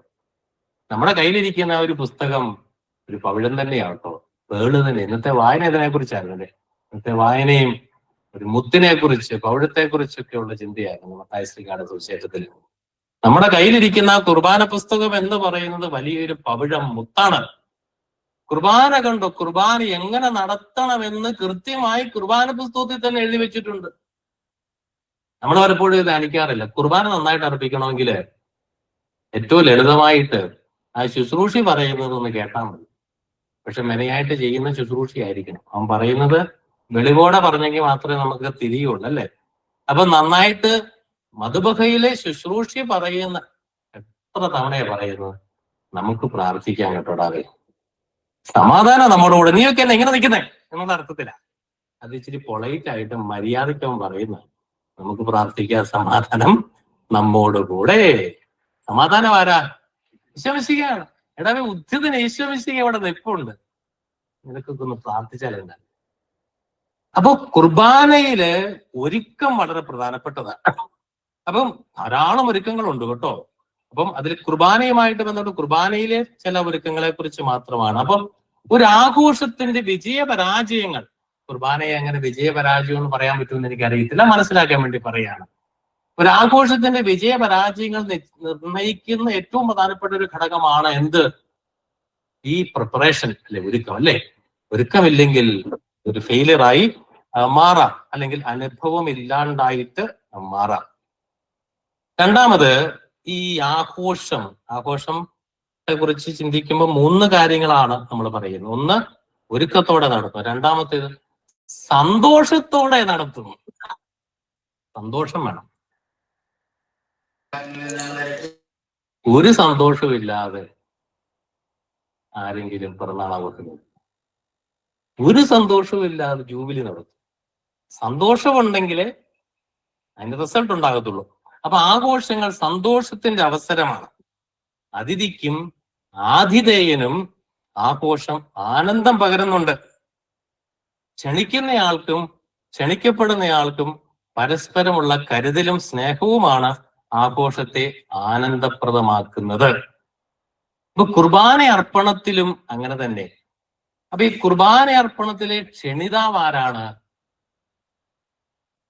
ഒരു ആഘോഷം നടത്തുമ്പോൾ ഒരാൾ നമ്മളെ ക്ഷണിക്കണമല്ലോ. ആരാണ് ഈ കുർബാനയിലെ ക്ഷണിതാവ്? ഈശോമിശിഹ തന്നെയാണ് അല്ലെ? കർത്താവ് തന്നെയാണ് നമ്മളെ ക്ഷണിക്കുന്നത്.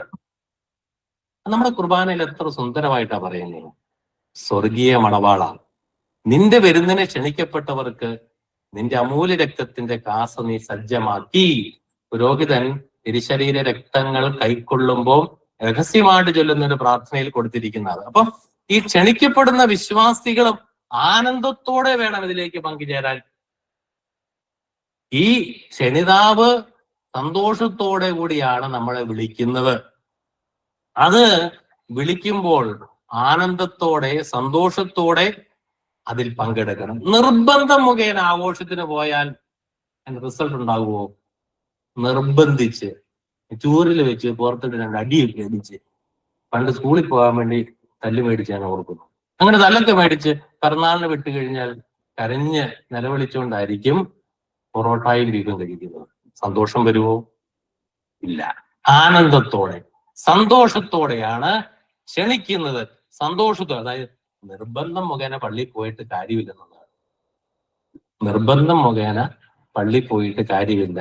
ആരേലും കാണിക്കാൻ, ആരേലും കാണാൻ പള്ളി പോയിട്ട് കാര്യമില്ല എന്നുള്ളൊരു കാര്യമാണ്. അപ്പൊ കുർബാന അർപ്പണത്തിന് സന്തോഷം അല്ലെങ്കിൽ അത് വിലാപത്തിനും പല്ലുകടിക്കുമുള്ള ഒരു അവസരമായി ചിലപ്പോൾ തീർന്നു എന്ന് വരാം. അപ്പൊ ഈ ക്ഷണം എന്ന് പറയുന്നത് വളരെ മനോഹരമായി നമ്മൾ മനസ്സിലാക്കണം. ക്ഷണിക്കുന്ന ആള് സന്തോഷത്തോടു കൂടിയാണ് നമ്മളെ വിരുന്നിനെ ക്ഷണിക്കുന്നത്. നമ്മളും ആ ഒരു സന്തോഷത്തോടും ആനന്ദത്തോടും കൂടി വേണം അതിലേക്ക് പോകാൻ. ഇനി ഈ ആഘോഷങ്ങൾ നടത്തുമ്പോഴുള്ള മൂന്നാമത്തെ ഒരു പ്രധാനപ്പെട്ട കാര്യം, ഇത് വല്ലപ്പോഴും നടത്തുന്നതാണ്.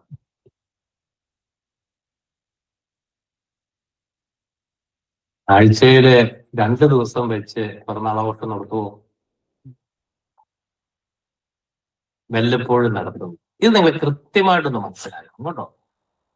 നമ്മുടെ സഭയുടെ പാരമ്പര്യത്തിൽ ഞായറാഴ്ചകളിലും തിരുനാളാഘോഷങ്ങളിലും ആണ് പരിശുദ്ധ കുർബാന അർപ്പിച്ചിരുന്നത്.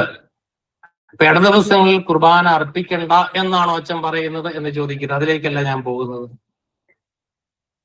ക്യാപ്സ്യൂൾ പരുവത്തിൽ കൊടുക്കേണ്ടതോ അർപ്പിക്കേണ്ടതോ അല്ല കുർബാന എന്ന് പറയുന്നത്. ചിലയിടത്തൊക്കെ ഈ ആവർത്തനം എന്ന് പറഞ്ഞു കഴിഞ്ഞാൽ ഇങ്ങനെ ക്യൂ നിൽക്കുകയാണ് അല്ലേ? അടുത്ത കുർബാനയ്ക്ക് കയറണം, അടുത്ത കുർബാനയ്ക്ക് കയറണം, അടുത്ത കുർബാന, ടക് ടക് ടക് ടക് ടക് ടക്. അപ്പൊ കുർബാന അർപ്പണം എന്ന് പറയുന്നതിന് യഥാർത്ഥ ചൈതന്യത്തിൽ അർപ്പിക്കപ്പെടാതെ പോകുന്ന ചില അവസരങ്ങൾ ഉണ്ടാകാം. അതാണ് പറഞ്ഞത്.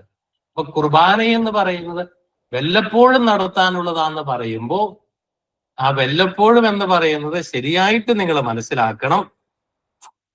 മിനിറ്റുകൾ ഇടപെട്ട് പ്രാർത്ഥനകളും കർമ്മങ്ങളും ഒക്കെ വെട്ടി ചുരുക്കി ഗുളിക പരുവത്തിൽ അർപ്പിക്കപ്പെടുന്ന കുർബാന അർപ്പണങ്ങൾ നിർഭാഗ്യവശാൽ ചിലയിടത്തൊക്കെ കണ്ടിട്ടുണ്ട്. അത് നമ്മുടെ ഈ കുർബാനയുടെ ചൈതന്യത്തോട് ചേർന്ന് പോകുന്നതാണോ എന്ന് അറിയത്തില്ലാത്തത് കൊണ്ടാണ് ഇത് വല്ലപ്പോഴും നടത്തുന്നതാണെന്ന് പറയേണ്ടി വരുന്നത്. അത് ശരിയായ അർത്ഥത്തിലാണ് നിങ്ങൾ മനസ്സിലാക്കുന്നത് എന്ന് അച്ഛൻ കരുതട്ടെ. ഇപ്പൊ നമ്മുടെ ആദ്യത്തെ ആ ഭാഗം നമ്മൾ കഴിഞ്ഞു. കുർബാന എന്ന് പറഞ്ഞു കഴിഞ്ഞാൽ എന്താണ് എന്ന്. ഓക്കെ, ആദ്യത്തെ കാര്യം പറഞ്ഞപ്പോ തന്നെ 3/4 മണിക്കൂറായി. ഇതാ കുർബാന. ഈ നൂറ്റാണ്ടിരുന്ന് അച്ഛൻ പറഞ്ഞാലും തീരുകയിടുന്നു. അതാ കുർബാന. നമുക്ക് കുർബാനയെ ഢാക്കയെന്ന് പഠിച്ചു കഴിയാം എന്ന് വിചാരിച്ചേക്കും, പറ്റത്തില്ല. കുർബാന എന്ന് പറഞ്ഞാൽ ഇങ്ങനെ സൂക്ഷിച്ച് വീക്ഷിച്ച് കഴിയുമ്പോൾ ഓരോ രഹസ്യങ്ങൾ വെളിപ്പെട്ട് വരും. അപ്പൊ അങ്ങനെയാണ്. ഇതിപ്പം കഴിഞ്ഞ ആഴ്ചകളിലെ ക്ലാസ് വേറെ തരത്തിലാണ്. ഇനി അടുത്ത ആഴ്ച വരുന്ന അച്ഛന് ഇതേ കാര്യത്തെ കുറിച്ച് വേറെ തരത്തിൽ പറയും. അതാണ് 2000 വർഷത്തിലെ ചൈതന്യം. വേറെ തരത്തിൽ പറയുന്ന പറഞ്ഞാൽ അങ്ങനത്തെ ഒരു പോസിറ്റീവ് സെൻസിലാണ് ഞാൻ പറഞ്ഞത്. അത്രയ്ക്ക് റിച്ച് ആണ് നമ്മുടെ കുർബാന ദൈവശാസ്ത്രം എന്ന് പറയുന്നത്. ഓക്കെ, ഇത്രയും പറഞ്ഞത് ക്ലിയർ ആണല്ലോ? ഓക്കെ, രണ്ടാമത്തെ, കുർബാനയെ സൂചിപ്പിക്കുന്ന വിവിധ പദങ്ങൾ. ഒത്തിരി പദങ്ങൾ ഉണ്ട് കുർബാനയെ സൂചിപ്പിക്കുന്നത്. സുറിയാനി പാരമ്പര്യത്തിൽ ഏറ്റവും പ്രധാനപ്പെട്ട വാക്കാണ് റാസ. റാസ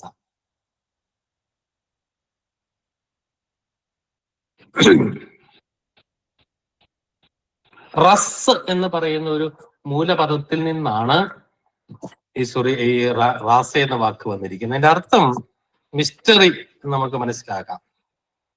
രഹസ്യം, നിഗൂഢമായിരിക്കുന്നത്, ഇനിയും വെളിപ്പെടുത്താനുള്ളത്, ടു ബി റിവീൽഡ് എന്നുള്ള അർത്ഥത്തില് ഇനിയും വെളിപ്പെടുത്താനുള്ളത് എന്നൊക്കെയാണ് ഈ അർത്ഥം. നമ്മുടെ മർത്തോമാ നസ്രാണി സഭാ പാരമ്പര്യത്തില് നമ്മുടെ പരിശുദ്ധ കുർബാനയെ സൂചിപ്പിക്കുന്ന വാക്കാണ് റാസ. റാസ. ഈ റാസ എന്ന് പറയുന്നത് ഈ നമ്മുടെ കുർബാനയിൽ ആവർത്തിച്ച് പറയുന്ന ഒരു വാക്കുകൂടിയാണ്. ഒത്തിരി തവണ പറയുന്നുണ്ട്. ഞങ്ങളുടെ കർത്താവായ ദൈവമേ, മനുഷ്യവംശത്തിന്റെ നവീകരണത്തിന് രക്ഷിക്കും വേണ്ടി അങ്ങയുടെ പ്രിയപുത്രൻ കാരുണ്യപൂർവ്വം നൽകിയ ദിവ്യ രഹസ്യങ്ങളുടെ റാസ എന്നുള്ള വാക്കാണ്. ആത്മശരീരങ്ങളെ പൗത്രീകരിക്കുന്ന ഈ പരിഹാര രഹസ്യങ്ങൾ.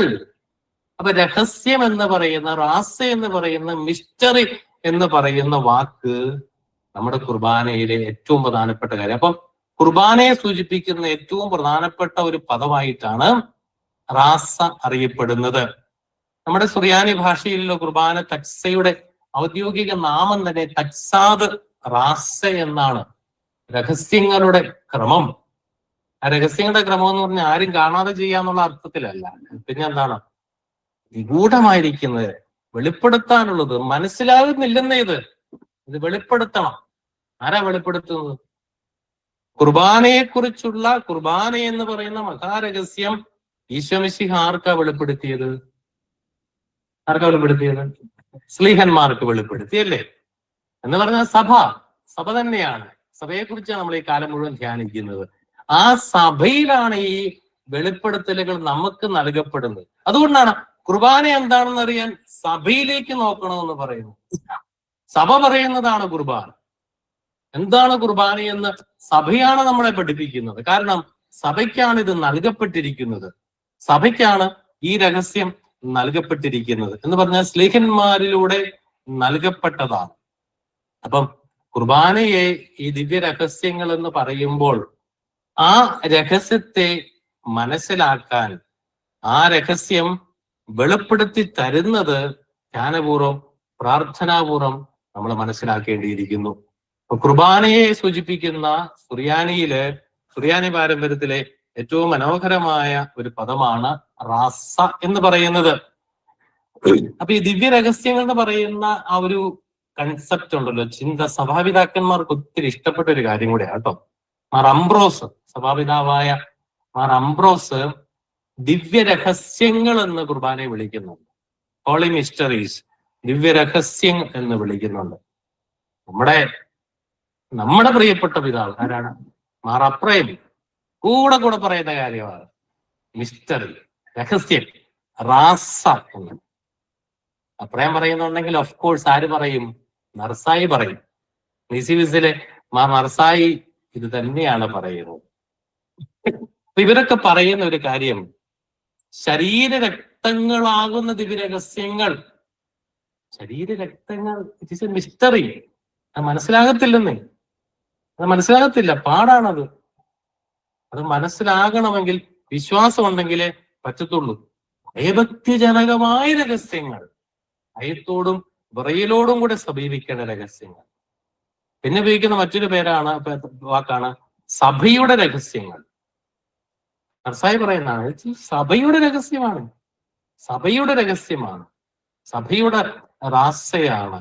അപ്പം ഈ രഹസ്യങ്ങൾ, അപ്പൊ കുർബാനയെ രഹസ്യം, മിസ്റ്ററി, നിഗൂഢമായിരിക്കുന്നത് വെളിപ്പെടുത്താനുള്ളത് റാസ എന്ന് പറയുന്നത് ഈ എല്ലാ സഭാ പാരമ്പര്യങ്ങളിലും നമുക്ക് കാണാം. അതിന് തത്തുല്യമായ പദങ്ങൾ സുറിയാനി പാരമ്പര്യത്തിലെ പിതാക്കന്മാര് വളരെ സുന്ദരമായി ഇതിനെ ഉപയോഗിക്കുന്നുണ്ട്. അപ്പൊ കുർബാനയെ സൂചിപ്പിക്കുന്ന മറ്റ് ചില പദങ്ങൾ നിങ്ങൾ പുസ്തകമൊക്കെ വായിക്കുമ്പോൾ കാണുന്ന വാക്കിനെ കുറിച്ച് അച്ഛൻ പറയുന്നു. ഒന്ന് റാസ.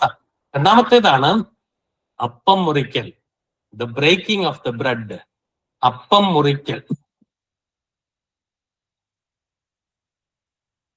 ഈ നടപടി പുസ്തകത്തിൽ കുർബാനയെ സൂചിപ്പിക്കാൻ ഉപയോഗിക്കുന്ന സുന്ദരമായ ഒരു വാക്കാണ് അപ്പം മുറിക്കൽ. അപ്പം മുറിക്കൽ നടപടി 2:42 നടപടി 2:42, 2:46, 20:7, 20:11 അപ്പം മുറിക്കൽ എന്ന് പറയുന്ന ഒരു വാക്ക്. അപ്പൊ ഈ നടപടി പുസ്തകത്തിന്റെ രചയിതാവ് തന്നെയാണ് ലൂക്കായുടെ സുവിശേഷം രചിച്ചത്, ലൂക്കാ സുവിശേഷകൻ. ഈ ലൂക്കാ സുവിശേഷകന്റെ വിവരണത്തിൽ എമ്മാവുസിലേക്ക് പോയ ശിഷ്യന്മാർ ഈശോയെ തിരിച്ചറിഞ്ഞപ്പോഴാണ് അപ്പം മുറിച്ചപ്പോ ടപ്പയെന്ന് അവർ തിരിച്ചറിഞ്ഞു. അതുവരെ കണ്ണ് മൂടപ്പെട്ടേക്കായിരുന്നു. അപ്പം മുറിച്ചു കഴിഞ്ഞപ്പോ ടക്ക്. അപ്പൊ അപ്പം മുറിക്കൽ എന്ന് പറയുന്നത് it is physical to holy Qurbana. കുർബാനയെ സൂചിപ്പിക്കുന്ന മനോഹരമായ ഒരു പദമാണ്. അപ്പൊ മാർ അഗസ്തീനോസ് ഇതിനെ കുറിച്ച് പറയുന്ന എങ്ങനെയാ പറയാ? ഈ എമ്മാവുസിലേക്ക് പോയ ശിഷ്യന്മാരെ ആ ഒരു സംഭവത്തെ വ്യാഖ്യാനിച്ചുകൊണ്ട് അഗസ്തീനോസ് പറയാ, സഹോദരന്മാരെ, കർത്താവ് എവിടെയാണ് തന്നെ തിരിച്ചറിയണമെന്ന് ആഗ്രഹിക്കുന്നത് ഒരു ചോദ്യമാണ്. അഗസ്തീനോസ് ചോദിക്കുകയാണ്, സഹോദരി സഹോദരന്മാരെ, കർത്താവ് എവിടെയാണ് തന്നെ തിരിച്ചറിയണമെന്ന് ആഗ്രഹിക്കുന്നത്? എന്നിട്ട് അദ്ദേഹത്തിന് ഉത്തരം പറയാം, അപ്പം മുറിക്കലിൽ തന്നെ. അപ്പം മുറിക്കൽ എന്നുള്ള വാക്കാണ് അത് അവിടെ ഉപയോഗിക്കുന്നത്, ബ്രേക്കിംഗ് ഓഫ് ദ ബ്രെഡ്. അപ്പൊ കുർബാനയെ സൂചിപ്പിക്കുന്ന മറ്റൊരു പദമാണ് അപ്പം മുറിക്കൽ. ഈ അപ്പം മുറിക്കലിനെ കുറിച്ച് കൊറിന്തോസിലെ സഭയ്ക്ക് എഴുതിയ 1-ാം ലേഖനത്തില് 10-ാം അധ്യായം 16-ാം വാക്യത്തില് പൗലോസ്ലീഹ ഉപയോഗിക്കുന്നുണ്ട് അപ്പം മുറിക്കൽ എന്ന് പറയുന്ന വാക്ക്. അപ്പം മുറിക്കലിന് എന്ന് പറയുന്നത് പുതിയ നിയമത്തിലെ പ്രത്യേകിച്ച് നടപടി പുസ്തകത്തില് കാണുന്ന ഏറ്റവും പ്രധാനപ്പെട്ട ഒരു കുർബാന പദം തന്നെയാണ് ഇത്.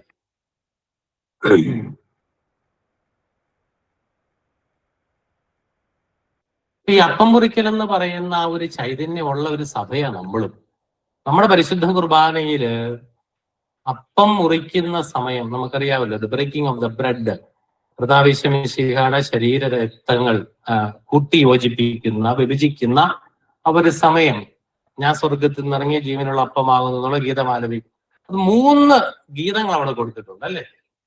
That means it was A long celebration. വളരെ വിശദമായിട്ട് നടത്തുന്ന ആഘോഷമായൊരു കർമ്മമായിരുന്നു അപ്പം മുറിക്കൽ. ഈ അപ്പം മുറിക്കലിന്റെ ഒരു എന്നാ പറയുന്നത്, ഒരു കുടുംബ ചൈതന്യത്തിൽ അവതരിപ്പിക്കുന്ന നമ്മുടെ പെസഹായ്ക്കുള്ള അപ്പം മുറിക്കൽ. അപ്പൊ അപ്പം മുറിക്കൽ എന്ന് പറയുന്നത് കുർബാനയുമായിട്ട് ബന്ധപ്പെട്ട മനോഹരമായ ഒരു വാക്കാണ്. പള്ളിയിൽ അപ്പം മുറിക്കലിന്റെ തലവൻ ആരാണ്? പുരോഹിതൻ. വീട്ടിൽ അപ്പം മുറിക്കലിന്റെ തലവൻ ആരാണ്? കുടുംബനാഥൻ.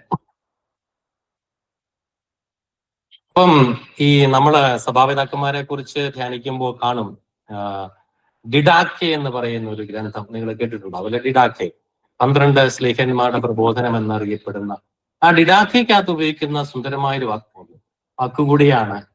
അവിടെ ഈ കുർബാനയെ, ഈശോമിശിഹായുടെ ശരീര രക്തങ്ങളെ മുറിക്കപ്പെട്ട അപ്പം എന്നാണ് വിളിക്കുന്നത്. മുറിക്കപ്പെട്ട അപ്പം, ദ ബ്രോക്കൺ ബ്രെഡ്, മുറിക്കപ്പെട്ട അപ്പം എന്നാണ് ഈശോയെ വിളിക്കുന്നത്. അപ്പൊ കണ്ടോ, അപ്പൊ കുർബാനയെ സൂചിപ്പിക്കുന്ന സുന്ദരമായ ഒരു മനോഹരമായ ശ്രേഷ്ഠമായ ഒരു പദമാണ് അപ്പം മുറിക്കൽ. അത് നസ്രാണി പൈതൃകത്തോട് ചേർന്ന് നിൽക്കുന്ന ഒരു വാക്കും കൂടിയാണ്. ഓക്കെ, 3-ാമത്തെ ഒരു വാക്കാണ് കർത്താവിന്റെ അത്താഴം, ദ ലോർഡ്സ് സപ്പർ. പരിശുദ്ധ കുർബാനയ്ക്ക് ഈ അന്ത്യത്താഴവുമായിട്ടുള്ള ബന്ധത്തെ സൂചിപ്പിക്കുന്ന മനോഹരമായ ഒരു വാക്കാണ് ഈ ലോർഡ്സ് സപ്പർ എന്ന് പറയുന്നത്. പൗലോസ്ലീഹ കോറിന്തോസിലെ സഭയ്ക്ക് എഴുതിയ 1-ാം ലേഖനത്തില് ഈ പദം ഉപയോഗിക്കുന്നുണ്ട്. 1 കോറിന്തോസ് 11:20. 1 കോറിന്തോസ് 11:20. പൗലോസ്ലീഹ കോറിന്തോസുകാരോട് ചുമ്മാ ചൂടായി ചോദിക്കുക, അമ്മരൊക്കെ ഭയങ്കര അലമ്പായിരുന്നു കുർബാനയുടെ കാര്യം. ഈ പൗലോസ്ലീഹ പഠിപ്പിച്ചവരെ ഒന്നും അല്ല കോറിന്തോസിലെ സഭ കുർബാന അർപ്പിച്ചത്. പാവം വിഷമത്തോടും സങ്കടത്തോടും ദേഷ്യത്തോടും കൂടെ ചോദിക്കുക, എന്നാ നിങ്ങൾ ഒന്നിച്ചു കൂടുമ്പോൾ കർത്താവിന്റെ അത്താഴമല്ല നിങ്ങൾ ഭക്ഷിക്കുന്നത്? കൂടാതെ കർത്താവിന്റെ അത്താഴമല്ലെന്നേ നീയൊക്കെ ഭക്ഷിക്കുന്നത്, നീയൊക്കെ ഭക്ഷിക്കുന്നത് വേറെ ഏതാണ്? അപ്പൊ അവിടെ ലോർഡ്സ് സപ്പർ എന്ന് പറയുന്നത് കൃത്യമായി കർത്താവിന്റെ അത്താഴം, കുർബാനയെ സൂചിപ്പിക്കുന്ന ഒരു മനോഹരമായ പദമാണ്.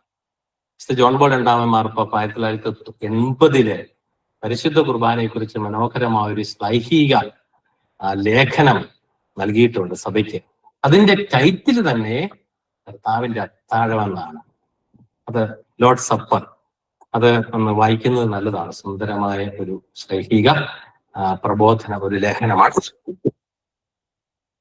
4-ാമത്തെ വാക്ക് കുർബാനയെ സൂചിപ്പിക്കുന്ന റാസ കണ്ടു, അപ്പം മുറിക്കല് കണ്ടു, കർത്താവിന്റെ അത്താഴം കണ്ടു. 4-ാമത്തേതാണ് അനാഫറ. അനാഫറ നമുക്കൊരു വിഷയം നമ്മൾ ഒത്തിരി കേട്ടിട്ടുള്ള ഒരു വാക്കാണ് അല്ലെ, അനാഫറ. പക്ഷെ അതൊരു ഗ്രീക്ക് ഒറിജിൻ ആകട്ടെ, ഒരു ഗ്രീക്ക് പാരമ്പര്യത്തിലെ ഒരു വാക്കാണ്.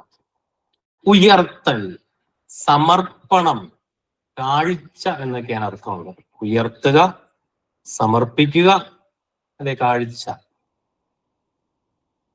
ആ ഗ്രീക്ക് പാരമ്പര്യത്തിലുള്ള അല്ലെങ്കിൽ ഗ്രീക്ക് ചൈതന്യം കൂടുതൽ വന്നിരിക്കുന്ന സഭകളൊക്കെ കുർബാനയുടെ ഏറ്റവും പ്രധാനപ്പെട്ട ഭാഗം, അങ്ങനെ നമുക്ക് വിളിക്കാൻ പറ്റുമെന്ന് എനിക്കറിയില്ല, എന്നിവേ കുർബാനയുടെ ഏറ്റവും പ്രധാനപ്പെട്ട ഭാഗം എന്ന് പറയുന്നതിനെ സൂചിപ്പിക്കുന്ന ഒരു വാക്കാണ് അനാഫറ, ഗ്രീക്ക് ഭാഷ. അതിൽ നിന്നാണ് നമ്മളും ഒരുപക്ഷെ അനാഫറ എന്ന് ഉപയോഗിക്കും. നമുക്കതിനേക്കാൾ ശ്രേഷ്ഠമായ ഒരു വാക്കുണ്ട്, നമ്മളത് പിന്നീട് കാണും. അപ്പം ഈ അനാഫറ എന്ന് പറയുന്നത് ഈ ഗ്രീക്ക് പാരമ്പര്യത്തില് ഈ നമ്മുടെ കുർബാനയിലെ പുരോഹിതൻ മദ്ബഹായിൽ പ്രവേശിച്ചു കഴിഞ്ഞ ആ ഒരു കർമ്മത്തിന് പറയുന്ന ഒരു ഭാഗമായിട്ട് പറയുന്നതോടൊപ്പം കുർബാനയെ മൊത്തമായിട്ട് സൂചിപ്പിക്കാനും ഗ്രീക്ക് പാരമ്പര്യത്തില് എന്തുപയോഗിക്കുന്നുണ്ട്? അനാഫറ എന്ന് പറയുന്ന വാക്ക് ഉപയോഗിക്കുന്നുണ്ട്. അനാഫറ. അപ്പൊ അതൊരു ഗ്രീക്ക് വാക്കാണെന്ന് ഓർത്തിരിക്കുക കേട്ടോ. അഞ്ചാമത്തെ ഒരു വാക്കാണ് divine liturgy. Divine liturgy Greek Byzantine പാരമ്പര്യത്തിലൊക്കെ കുർബാനയെ ഇപ്പൊ നമ്മുടെ നാട്ടിൽ വന്ന കുർബാന എന്നൊക്കെ പറഞ്ഞു കഴിഞ്ഞാൽ എന്താണ് കുർബാന എന്ന് എല്ലാ ജനത്തിനും അറിയാം. നമുക്ക് മാത്രമല്ല കേട്ടോ, അന്യമതസ്ഥർക്കും അറിയാം അല്ലെ. ഇന്ന് കുർബാനയ്ക്ക് പോകുന്നില്ല എന്നൊക്കെ വീട്ടിൽ കുത്തിപ്പിടിച്ചിരിക്കുന്ന ചേട്ടന്മാരോട് അന്യമതസ്ഥർ വന്ന് ചോദിക്കും. രാവിലെ വീടിയൊക്കെ വലിച്ചിരിക്കുക, കട്ടങ്കാത്തിരിക്കുക, ഇന്ന് കുർബാനയ്ക്ക് പോകുന്നില്ലേ? മറ്റേയാൾക്കറിയാം ഇന്ന് കുർബാന ഞായറാഴ്ച പള്ളിയിൽ പോകണം. അണ്ണൻ ഇവിടെ വീടിയൊക്കെ വലിച്ചിരിക്കുക. നമ്മുടെ ഈ നാട്ടിലല്ല കേട്ടോ, സോമാലിയ പോലെയുള്ള നാട്ടിൽ. സോമാലിയയിൽ ഇത് കേൾക്കുന്നവരുണ്ടെങ്കിൽ മാപ്പ്. അപ്പം കുർബാന എന്ന് പറയുന്നത് നമുക്ക് സുപരിചിതമായതുപോലെ ഗ്രീക്ക് ബൈസന്റൈൻ പാരമ്പര്യത്തില് ഡിവൈൻ ലിറ്റർജി എന്ന് പറഞ്ഞാൽ ഗ്രീക്കില് തെയ്യ ലെയ്തുർഗിയ, അതിന്റെ പ്രൊനൗൺസിയേഷൻ കറക്റ്റ് ആണോ എന്ന് നമ്മുടെ ആൻഡ്രൂസ് അച്ഛനോട് പിന്നീട് ചോദിച്ചാൽ മതി. അപ്പൊ തെയ്യ ലെയ്തുർഗിയ എന്ന് പറഞ്ഞാൽ ഡിവൈൻ ലിറ്റർജി എന്നുള്ള അർത്ഥത്തിൽ തന്നെ അത് ഉപയോഗിക്കുന്നു. അപ്പം ഡിവൈൻ ലിറ്റർജി എന്ന് പറഞ്ഞു കഴിഞ്ഞാൽ it is physical to holy Qurbana. എവിടെ? ഗ്രീക്ക് ബൈസന്റൈൻ പാരമ്പര്യത്തിൽ. ഈ ഗ്രീക്ക് ബൈസന്റൈൻ പാരമ്പര്യം എന്നൊക്കെ പറയുന്നത് കിട്ടുന്നുണ്ടോ? 3 പാരമ്പര്യങ്ങൾ പെട്ടെന്ന് പറഞ്ഞാൽ 3 പാരമ്പര്യങ്ങളുണ്ട് കേട്ടോ. 3 ഭാഷയെ സംബന്ധിച്ചാണ്. 1 സുറിയാനി, 2 ഗ്രീക്ക്, 3 ലത്തീൻ. ആ ഓർഡറിൽ തന്നെ പറയണം കേട്ടോ. സുറിയാനി ഈശോ സംസാരിച്ച ഭാഷയോട് ചേർന്ന് നിൽക്കുന്ന പാരമ്പര്യം നമ്മളതാണ്, നമ്മുടെ പാരമ്പര്യം. കറതീർന്ന സുറിയാനി പാരമ്പര്യത്തിലുള്ളവരാണ് നമ്മള്. രണ്ടാമത്തേതാണ് ഗ്രീക്ക്. ആ ഗ്രീക്ക് പാരമ്പര്യത്തിൽപ്പെട്ടതാണ്. ഇപ്പൊ നമ്മൾ പെട്ടെന്ന് മനസ്സിലാക്കാനായിട്ട് പൗലോസ്ലീഹ എഴുതിയ ലേഖനങ്ങളൊക്കെ ഉണ്ട്. കൊറിന്തോസ്, ഗലാത്യ, തെസലോനിക്ക എന്നൊക്കെ പറയുന്ന നാടുകള്. ഇന്നിപ്പോ നമ്മൾ മനസ്സിലാക്കുവാണെങ്കിൽ ഏറ്റവും പെട്ടെന്ന് മനസ്സിലാക്കാനായിട്ട് റഷ്യൻ ഓർത്തഡോക്സ് സഭ, അതൊക്കെ ഗ്രീക്ക് പാരമ്പര്യത്തിൽ. ലത്തീൻ റോമൻ കത്തോലിക്ക സഭ എന്ന് പറയുന്നു, വത്തിക്കാനുമായിട്ട് ബന്ധപ്പെട്ട്. അപ്പം അതാണ്. അപ്പം ഈ ഗ്രീക്ക് ബൈസന്റൈൻ പാരമ്പര്യത്തിലുള്ളവരുടെ ഒരു പ്രധാനപ്പെട്ട വാക്കാണ് ഡിവൈൻ ലിറ്റർജി. അപ്പം ആ സഭകളിൽ നിറങ്ങുന്ന പുസ്തകം ഒക്കെ നോക്കിക്കഴിഞ്ഞാൽ കുർബാനയെ സൂചിപ്പിക്കുന്ന ഒരു വാക്ക് ഈ ഡിവൈൻ ലിറ്റർജിയോട് ബന്ധപ്പെട്ട ഗ്രീക്ക് വാക്കായിരിക്കും. അപ്പൊ നമ്മുടെ അച്ഛന്മാരെ കുർബാനയെ കുറിച്ച് ഏത് ഭാഷയിൽ എഴുതിയാലും കുർബാനയെന്ന് ആവർത്തിക്കുന്നത് പോലെ അവിടെ ഡിവൈൻ ലിറ്റർജി എന്ന് കാണാം. ഓക്കെ, 6ാമത്തെ ഒരു വാക്കാണ്, നമുക്ക് അത്ര മനസ്സിലാകുന്ന ഒരു വാക്കല്ല, എബുളോഗിയ എന്ന് ഇതിനെ കുറിച്ച് പറയുന്നു. അതും ഗ്രീക്ക് പാരമ്പര്യത്തിലെ ഒരു വാക്കാണ്, എബുളോഗിയ. അപ്പൊ ആദ്യ നൂറ്റാണ്ടിൽ കുർബാനയെ സൂചിപ്പിക്കാൻ ഉപയോഗിച്ചിരുന്ന ഗ്രീക്ക് പാരമ്പര്യത്തിൽ ഉപയോഗിച്ചിരുന്ന ഒരു വാക്കാണ്. ഗ്രീക്ക് സംസാരിക്കുന്ന പ്രദേശങ്ങളില് പൗലോസ്ലീഹ കൊറിന്തോസിലെ സഭയ്ക്ക് 1-ാം ലേഖനം 10-ാം അധ്യായം 16-ാം വാക്കില് ഈ എബുളോഗിയ എന്ന് പറയുന്ന വാക്ക് ഉപയോഗിച്ചിട്ടുണ്ട്. ഇപ്പൊ കുർബാന എന്ന് പറഞ്ഞാൽ ആശീർവദിക്കപ്പെട്ട അപ്പം അല്ലെങ്കിൽ ആശീർവദിക്കപ്പെട്ട വസ്തു, വിശുദ്ധീകരിക്കപ്പെട്ട വസ്തു എന്നുള്ളൊരർത്ഥത്തിൽ ഈ എബുളോഗിയ എന്നുള്ള. അപ്പൊ ഞാൻ ഇതൊക്കെ പറയാൻ കാര്യം, നിങ്ങൾ പുസ്തകമൊക്കെ വായിക്കുമ്പോൾ എബുളോഗിയ എന്ന് കാണുമ്പോൾ കുർബാനയെ സൂചിപ്പിക്കുന്ന ഒരു വാക്കാണ്, അല്ലാതെ തെറ്റിപ്പോയതല്ല. എന്തോ അവിടെ പ്രൂഫ് നോക്കാതെ വന്ന എന്തോ സാധനം വന്ന് ചിന്തിച്ചേക്കരുത്. എബുളോഗിയ കുർബാനയെ സൂചിപ്പിക്കുന്ന ഒരു വാക്കാണ്. അടുത്തത് 7ാമത്തേത് യൂക്കറിസ്റ്റിയ അല്ലെങ്കിൽ ഒയ്ക്കറിസ്റ്റിയ അല്ലെങ്കിൽ യൂക്കറിസ്റ്റ് എന്ന് പറയുന്ന ഒരു വിഷയം നമുക്കിപ്പോ ഒരു കൂടുതൽ മനസ്സിലാകുന്ന ഒരു വാക്കാണ്. ഇംഗ്ലീഷിൽ അത് കൂടുതൽ ഉപയോഗിക്കുന്നുണ്ട്. നന്ദി പ്രകാശനം, കൃതജ്ഞത എന്നൊക്കെയുള്ള അർത്ഥത്തിലാണ് ഈ പറയുന്ന യൂക്കറിസ്റ്റ് എന്ന് വാക്ക് നമ്മൾ കാണുന്നത്. പുതിയ നിയമത്തിൽ ഏകദേശം 38 തവണ ഈ യുക്രിസ്റ്റോ അല്ലെ യുക്രിസ്റ്റിനോട് ചേർന്ന പദങ്ങളോ ഉപയോഗിക്കുന്നുണ്ട്. ഗ്രീക്ക് പാരമ്പര്യത്തിലെ സഭാപിതാക്കന്മാര് വളരെ കാര്യമായി ഉപയോഗിക്കുന്ന ഒരു വാക്കാണ് യുക്കറിസ്റ്റ്.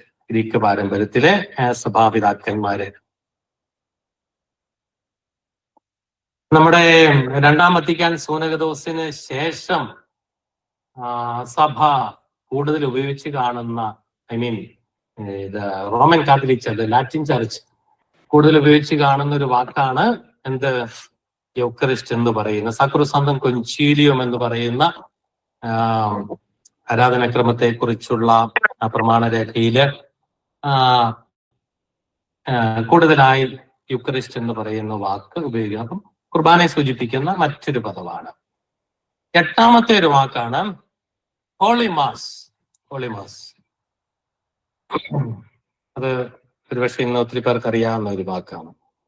ഹോളി മാസ് എന്ന് പറയുന്നത് ഈ മിസിയോ എന്ന് പറയുന്ന ഒരു വാക്കിൽ നിന്ന് രൂപപ്പെട്ട് വരുന്നതാണ്. പക്ഷെ സഭാപിതാവായ മാർ അംബ്രോസും അത് ഉപയോഗിക്കുന്നത് മിഷൻ, ഗോ ആൻഡ് പ്രീച്ച് എന്നുള്ളൊരു അർത്ഥത്തിലാണ്. പ്രേക്ഷിത ചൈതന്യം ഉൾക്കൊള്ളുന്ന മനോഹരമായ ഒരു വാക്കാണ്. അത് ലാറ്റിൻ പാരമ്പര്യത്തിലാണ്. അത് കുർബാന ഏർപ്പെടുന്നതിന്റെ അവസാനം ജനങ്ങളെ പറഞ്ഞയക്കുന്ന മനോഹരമായ ഒരു കർമ്മത്തില് ഇത്തെ മിസ എസ്ത എന്ന് പറഞ്ഞ് ലാറ്റിൻ കുർബാന സമാപിക്കുന്നത് നമുക്ക് കാണാം. പോവുക, സഭ ഐക്യപ്പെടുന്നു എന്നാണ് അതിന്റെ അർത്ഥം. പോയി ഇവിടെ ചുമ്മാ തള്ളിപ്പിടിച്ച് നിൽക്കരുത്, ചുരുണ്ടുകൂടി ഇരിക്കരുത്, എഴുന്നേറ്റ് പോണം വീട്ടില് എന്നാണ്. Go and preach. ഈ ചൈതന്യം തീക്കട്ടയായി നീ ചൂട് പിടിച്ചു, പൊള്ളിച്ച് പോകുന്ന വഴിക്ക് രണ്ടുപേരെ പൊള്ളിച്ച്, പോകുന്ന വഴിക്ക് രണ്ടുപേരെ പ്രകാശിപ്പിച്ച് എന്നുള്ള ചൈതന്യത്തില്ല. പോയി മിഷൻ, ഗോ ആൻഡ് പ്രീച്ച്.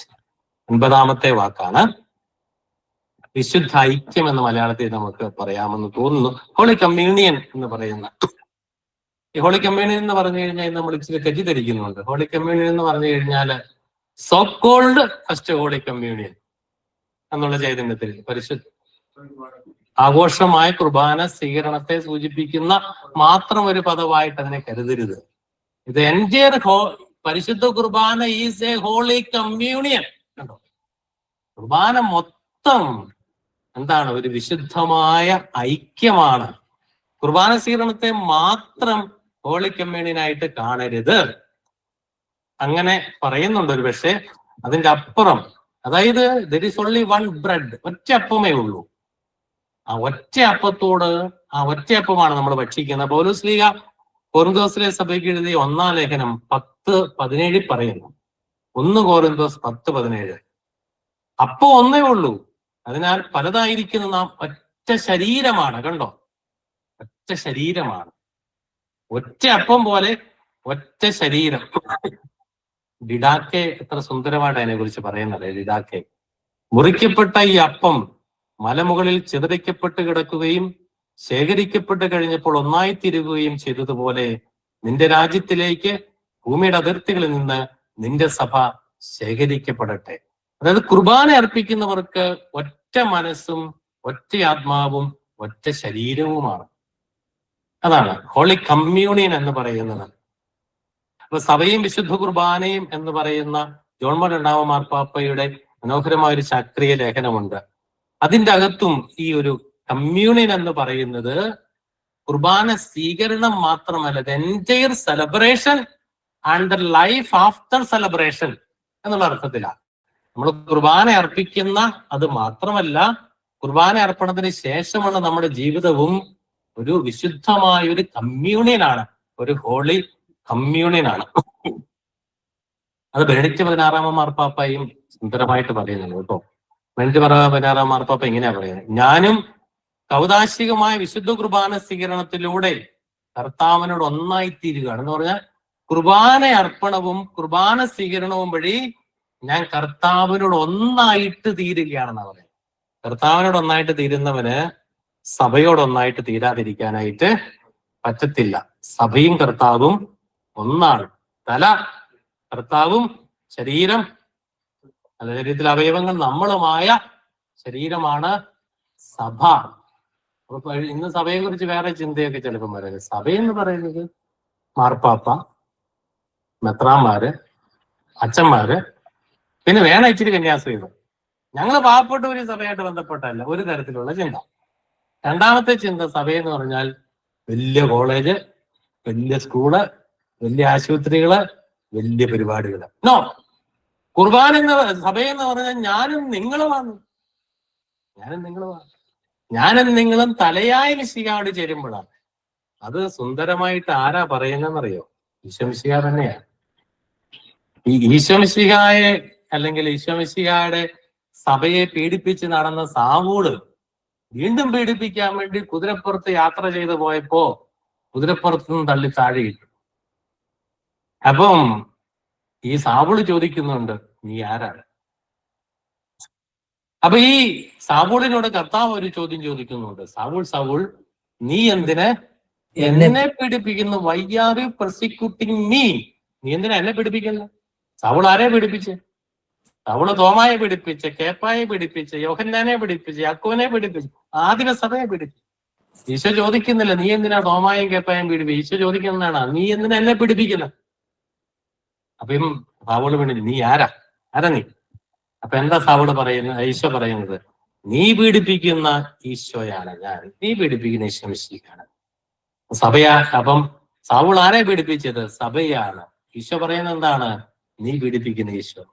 അപ്പം ഈ ഈശോയോട് ഒന്നായിട്ട് ചേരുക എന്ന് പറഞ്ഞാൽ സഭയോട് ഒറ്റ കമ്മ്യൂണിനിൽ വരിക എന്നുള്ളതാണ്. നമ്മുടെ അടുത്ത കാലത്തിലെ ചില പ്രശ്നങ്ങളെയൊക്കെ ഇതുമായിട്ട് ബന്ധപ്പെടുത്തി നമുക്ക് ധ്യാനിക്കാവുന്നതാണ്.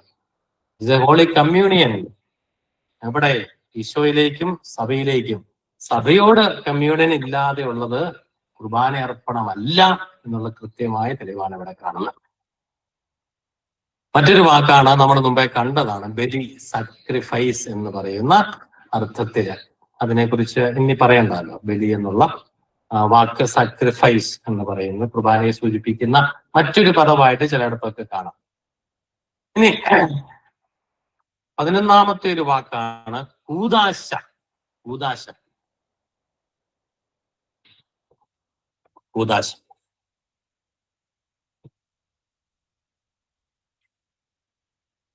സുറിയാനി പാരമ്പര്യത്തിലാണ് ഈ വാക്ക് ഉപയോഗിക്കുന്നത്.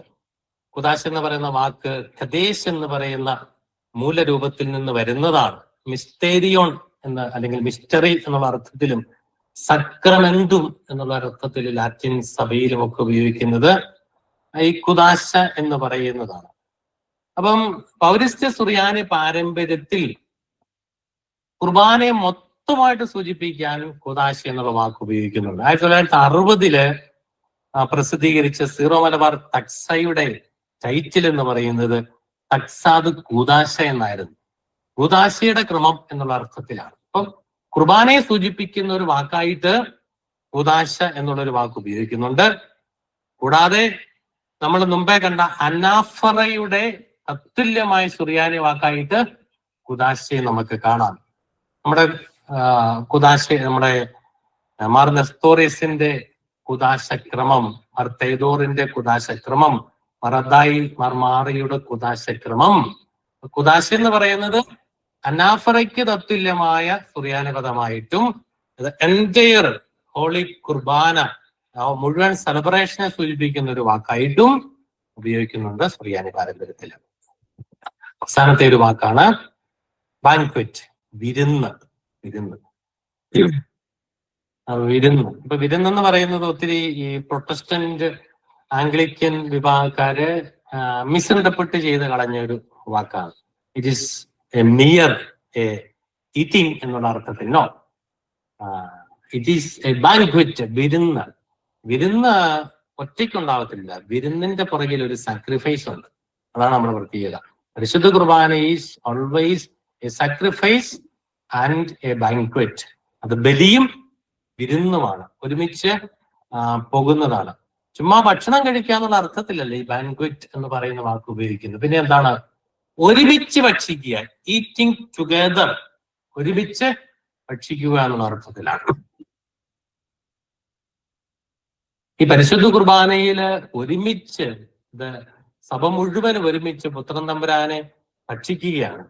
അപ്പം പരിശുദ്ധ കുർബാനയിൽ ആ ഭക്ഷിക്കാനായിട്ടുള്ള ഒരു മനോഹരമായ ഒരു ക്ഷണം വീണ്ടും ശംശാൻ അല്ലെ മധുബാ ശുശ്രൂഷ നൽകുന്നുണ്ട് കുർബാന സ്വീകരിക്കുന്നതിന് മുമ്പ്. എന്താണ്? സഹോദരരെ, സ്വർഗരാജ്യത്തിലുള്ള വിശ്വാസത്തോടെ ദൈവപുത്രന്റെ ശരീരം സ്വീകരിക്കുവാനും അവിടുത്തെ രക്തം പാനം ചെയ്യുവാനും തിരുസഭ നിങ്ങളെ ക്ഷണിക്കുന്നു. അപ്പം നിങ്ങളെ ക്ഷണിക്കുകയാണ്, വന്ന് ഇത് ഭക്ഷിക്കണം. അപ്പൊ ഈറ്റിംഗ് ടുഗദർ, അതാണ് ബാങ്ക്വറ്റ് എന്ന് പറയുന്നത്. അപ്പൊ നമ്മൾ കണ്ട 12 വാക്കുകൾ എന്ന് പറയുന്നത് നമ്മുടെ പുസ്തകങ്ങളൊക്കെ വായിക്കുമ്പോൾ അല്ലെ പ്രഭാഷണങ്ങളൊക്കെ കേൾക്കുമ്പോൾ കുർബാനയെ കുറിച്ച് സൂചിപ്പിക്കുന്ന വ്യത്യസ്തമായ സഭാ പാരമ്പര്യത്തിലെ വ്യത്യസ്തമായ പദങ്ങളാണ് എന്ന് തിരിച്ചറിയണം. ക്ലിയർ ആകുന്നുണ്ടോ? മടുത്തോ?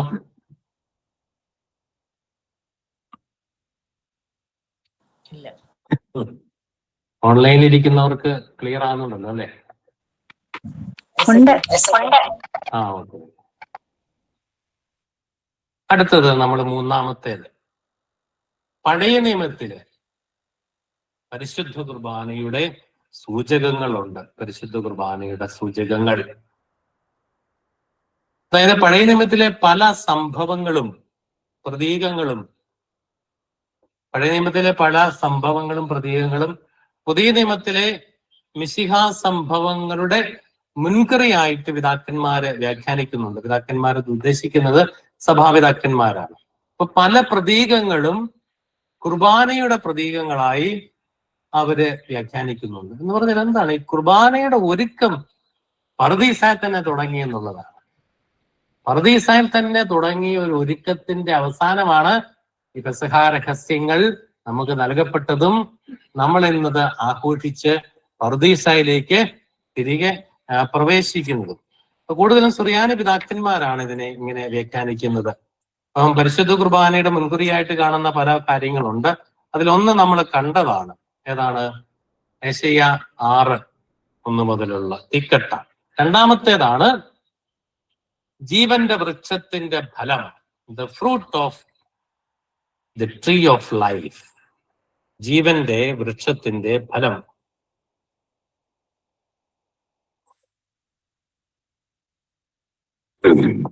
ജീവന്റെ വൃക്ഷത്തെ കുറിച്ച് പറയുന്നത് സൃഷ്ടിയുടെ പുസ്തകം അല്ലെങ്കിൽ ഉൽപ്പത്തി പുസ്തകം 2-ാം അധ്യായം 9-ാം തിരുവചനത്തിലും 3-ാം അധ്യായം 23-ാം തിരുവചനത്തിലുമാണ്. സൃഷ്ടി 2:9, 3:23. അപ്പം ആ ജീവന്റെ വൃക്ഷത്തിന്റെ കാര്യങ്ങളൊക്കെ നമുക്കറിയാവുന്നതാണ്. ഈ സഭാപിതാക്കന്മാർ ഈ ജീവന്റെ വൃക്ഷത്തെ ഈശ്വമിശിഹായായിട്ട് വ്യാഖ്യാനിക്കുന്നുണ്ട്. ഈശ്വമിശിഹായാണ് ജീവന്റെ വൃക്ഷം, സ്ലീവായാണ് ജീവന്റെ വൃക്ഷം. അപ്പം വൃക്ഷത്തിന്റെ ഫലം എന്താണ്? പരിശുദ്ധ കുർബാന. അപ്പൊ പരിശുദ്ധ കുർബാന എന്ന് പറയുന്നത് ജീവന്റെ വൃക്ഷത്തിന്റെ ഫലമായിട്ടാണ് പിതാക്കന്മാര് വ്യാഖ്യാനിക്കുന്നത്. പ്രത്യേകിച്ച് മാർ അപ്രേമിനെ സംബന്ധിച്ചിടത്തോളം മറിയം എന്ന് പറയുന്നത് ഏദൻ തോട്ടമാണ്. മാർ അപ്രേമിന്റെ സുന്ദരമായ ഒരു വ്യാഖ്യാനമാണ്. മറിയം ഏദൻ തോട്ടമാണ്. മിശിഹ ജീവന്റെ വൃക്ഷമാണ്.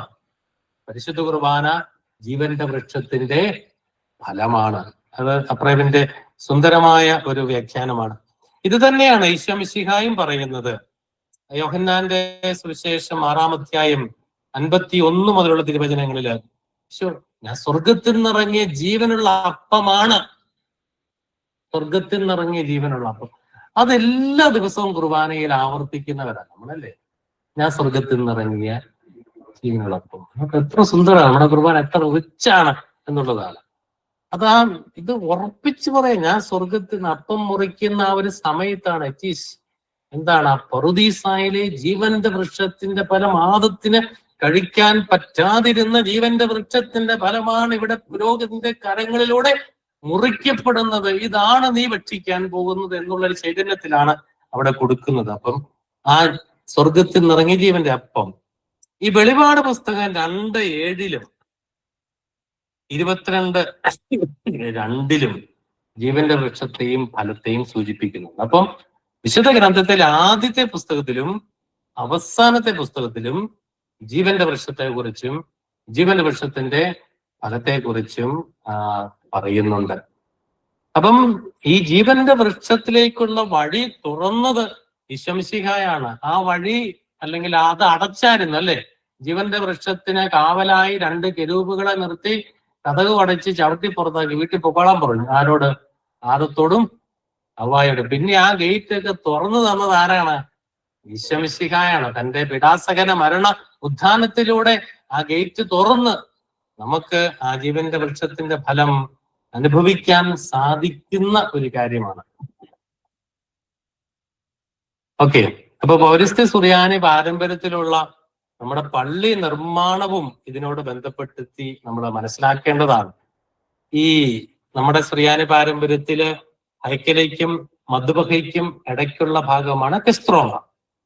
കെസ്ത്രോമ പറുദീസായുടെ പ്രതീകമായിട്ട് വ്യാഖ്യാനിക്കുന്നുണ്ട്. യഥാർത്ഥത്തിൽ ഈ കെസ്ത്രോമയിൽ നിന്നാണ് പരിശുദ്ധ കുർബാന എഴുന്നള്ളിച്ചു കൊടുക്കുന്നത്. കെസ്ത്രോമ പറുദീസയാണെങ്കിൽ പറുദീസയുടെ നടുക്കാണ് ജീവന്റെ വൃക്ഷം. ഈ ജീവന്റെ വൃക്ഷത്തിന്റെ ഫലമാണ് കുർബാന. ആ കുർബാന നൽകപ്പെടുന്നത് ഈ പറുദീസയുടെ പ്രതീകമായ കെസ്ത്രോമയിൽ നിന്നാണ്, കെസ്ത്രോമയുടെ കവാടത്തിൽ വെച്ചാണ്. അപ്പൊ കണ്ടോ എത്ര സുന്ദരമാണ്. അപ്പൊ നമ്മളതൊക്കെ ഒന്ന് ഓർത്തിരിക്കേണ്ടതുണ്ട്.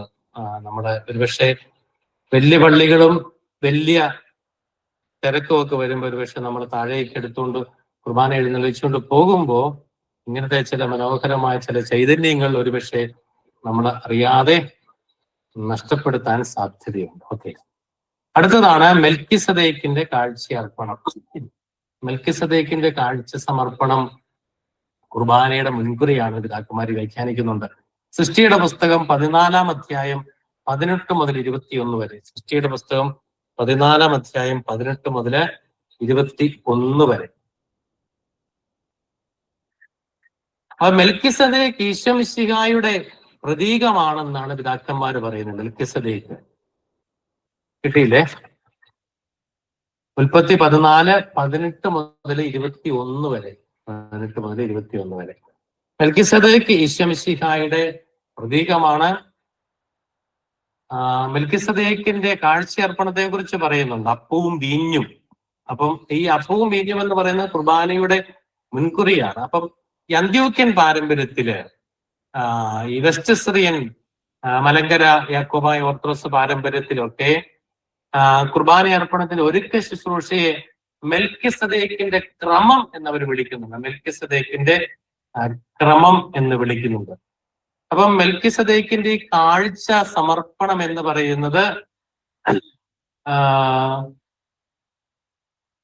ഈ പരിശുദ്ധ കുർബാനയുടെ മുൻകുറിയാണ് എന്നാണ് വ്യാഖ്യാനിക്കുന്നത്. ഓക്കെ, അതിനെക്കുറിച്ച് സഭാപിതാക്കന്മാര് മാർ അപ്രേം, മാർ സിപ്രിയാൻ, മാർ അംബ്രോസ, മാർ അഗസ്റ്റിൻ തുടങ്ങിയവരൊക്കെ പൗരോഹിത്യവുമായിട്ട് ബന്ധപ്പെടുത്തി മനോഹരമായി അതിനെ വ്യാഖ്യാനിച്ച് നമുക്ക് നൽകുന്നുണ്ട്. അടുത്ത ഒരു പ്രധാനപ്പെട്ട മുൻകുറിയാണ് പെസഹ. നമുക്ക് പരിചയമുള്ളതാണ് പെസഹ. പുറപ്പാട് പുസ്തകം 12-ാം അധ്യായം 1 മുതൽ 14 വരെ. പുറപ്പാട് 12, 1, 14. അപ്പം ഈ യഹൂദരുടെ ഈ പെസഹ ആഘോഷത്തിന്റെ ഏറ്റവും പ്രധാനപ്പെട്ട ഭാഗമെന്ന് പറയുന്നത് കുഞ്ഞാടിനെ ഭക്ഷിക്കുക എന്നുള്ളതാണ്. അപ്പൊ പെസഹ എന്ന് പറയുന്നത് ഇസ്രായേലിന്റെ, യഹൂദരുടെ ഏറ്റവും പ്രധാനപ്പെട്ട വലിയ ആഘോഷമാണ്. പിതാക്കന്മാര് പറയാണ് കുർബാന എന്ന് പറയുന്നത് പുതിയ ഇസ്രായേലായ സഭയുടെ ഏറ്റവും വലിയ ആഘോഷമാണ്. ഇസ്രായേലിന്റെ ആഘോഷമാണ് ഏറ്റവും വലുതാണ്. ഏത്? പെസഹ. പുതിയ ഇസ്രായേൽ ഏതാണ്? സഭ. സഭയുടെ ഏറ്റവും വലിയ ആഘോഷമാണ് പരിശുദ്ധ കുർബാന. പെസഹയിൽ എന്താണ് ചെയ്യുന്നത്? കുഞ്ഞാടിനെ ഭക്ഷിക്കുന്നു. കുർബാനയിൽ എന്താണ് ചെയ്യുന്നത്? ഈശോമിശിഹായുടെ ശരീരരക്തങ്ങൾ ഭക്ഷിക്കുന്നു. ഇപ്പം ഒരു സാമ്യം പോകുന്ന പോക്ക് കണ്ടോ? പെസഹായിൽ എന്താണ് സംഭവിച്ചത്? പെസഹ അർപ്പിച്ചതോടുകൂടി മിസ്രൈമിൽ നിന്ന്, ഈജിപ്തിൽ നിന്ന് കാനാൻ ദേശത്തേക്ക് മോചനം കിട്ടി. ഈജിപ്തിൽ നിന്ന് കാനാൻ ദേശത്തേക്ക് ഇസ്രായേൽ ജനം അടിമത്തത്തിൽ നിന്ന് മോചിതരായത് അവരുടെ പെസഹ ആചരണത്തിലാണ്, ആഘോഷത്തിലാണ്. കുർബാനയിലൂടെ എന്താ സംഭവിക്കുന്നത്? മരണത്തിൽ നിന്ന് ജീവനിലേക്കുള്ള പ്രവേശനം. അതുകൊണ്ടാണ് ഇതിനെ അമർത്യതയുടെ ഔഷധം എന്ന് വിളിക്കുന്ന പിതാക്കന്മാർ. പരിശുദ്ധ കുർബാനയെ അമർത്യതയുടെ ഔഷധം അല്ലെങ്കിൽ ജീവന്റെ ഔഷധം, മെഡിസിൻ ഓഫ് ലൈഫ് എന്നാ വിളിക്കുന്നത്. ഈശോ മിശിഹാ പറയും ഇത് ഭക്ഷിക്കുന്നവൻ ഒരിക്കലും മരിക്കത്തില്ലെന്നാണ്. എവിടെയാ പറയുന്നത്? യോഹന്നാൻ 6 പറയുന്നതാണ്. ഈ അപ്പം ഇതെന്റെ ശരീരമാണ്, ഇത് സ്വർഗത്തിൽ നിന്നിറങ്ങിയതാണ്, ഇത് ഭക്ഷിക്കുന്നവൻ ജീവിക്കും, ഭക്ഷിക്കാത്തവൻ മരിക്കും. ഭക്ഷിക്കുന്നവന് ജീവനുണ്ട്, ഭക്ഷിക്കുന്നവൻ എന്നിലും ഞാൻ അവനിലും വസിക്കും. വളരെ മനോഹരമായിട്ടാണ് ഈശോ അതിനെ പറഞ്ഞ് പഠിപ്പിക്കുന്നത്. അപ്പം ഈ ഭക്ഷിക്കുന്നതോടുകൂടി എന്താ സംഭവിക്കുന്നത്? നമ്മൾ ഇമ്മോർട്ടലായി മാറുകയാണ്, മരണമില്ലാണ്ടായിട്ട് മാറുകയാണ്. മരണമില്ല നമുക്ക്. പിന്നെ ഇന്ന് നമ്മൾ മരിക്കുന്നു എന്ന് പറയുന്നത് ഒരു കഥക് കടന്നങ്ങ് പോകുന്ന പോലെ ചിന്തിക്കാനായിട്ട് പറ്റത്തുള്ളൂ വ്യാഖ്യാനത്തിൽ. എന്ന് പറഞ്ഞാൽ പരിശുദ്ധ കുർബാന ഭക്ഷിച്ച, ഈശോയുടെ ശരീരരക്തങ്ങൾ ഭക്ഷിച്ച് എനിക്കിനി മരിക്കാൻ പറ്റത്തില്ലെന്നേ.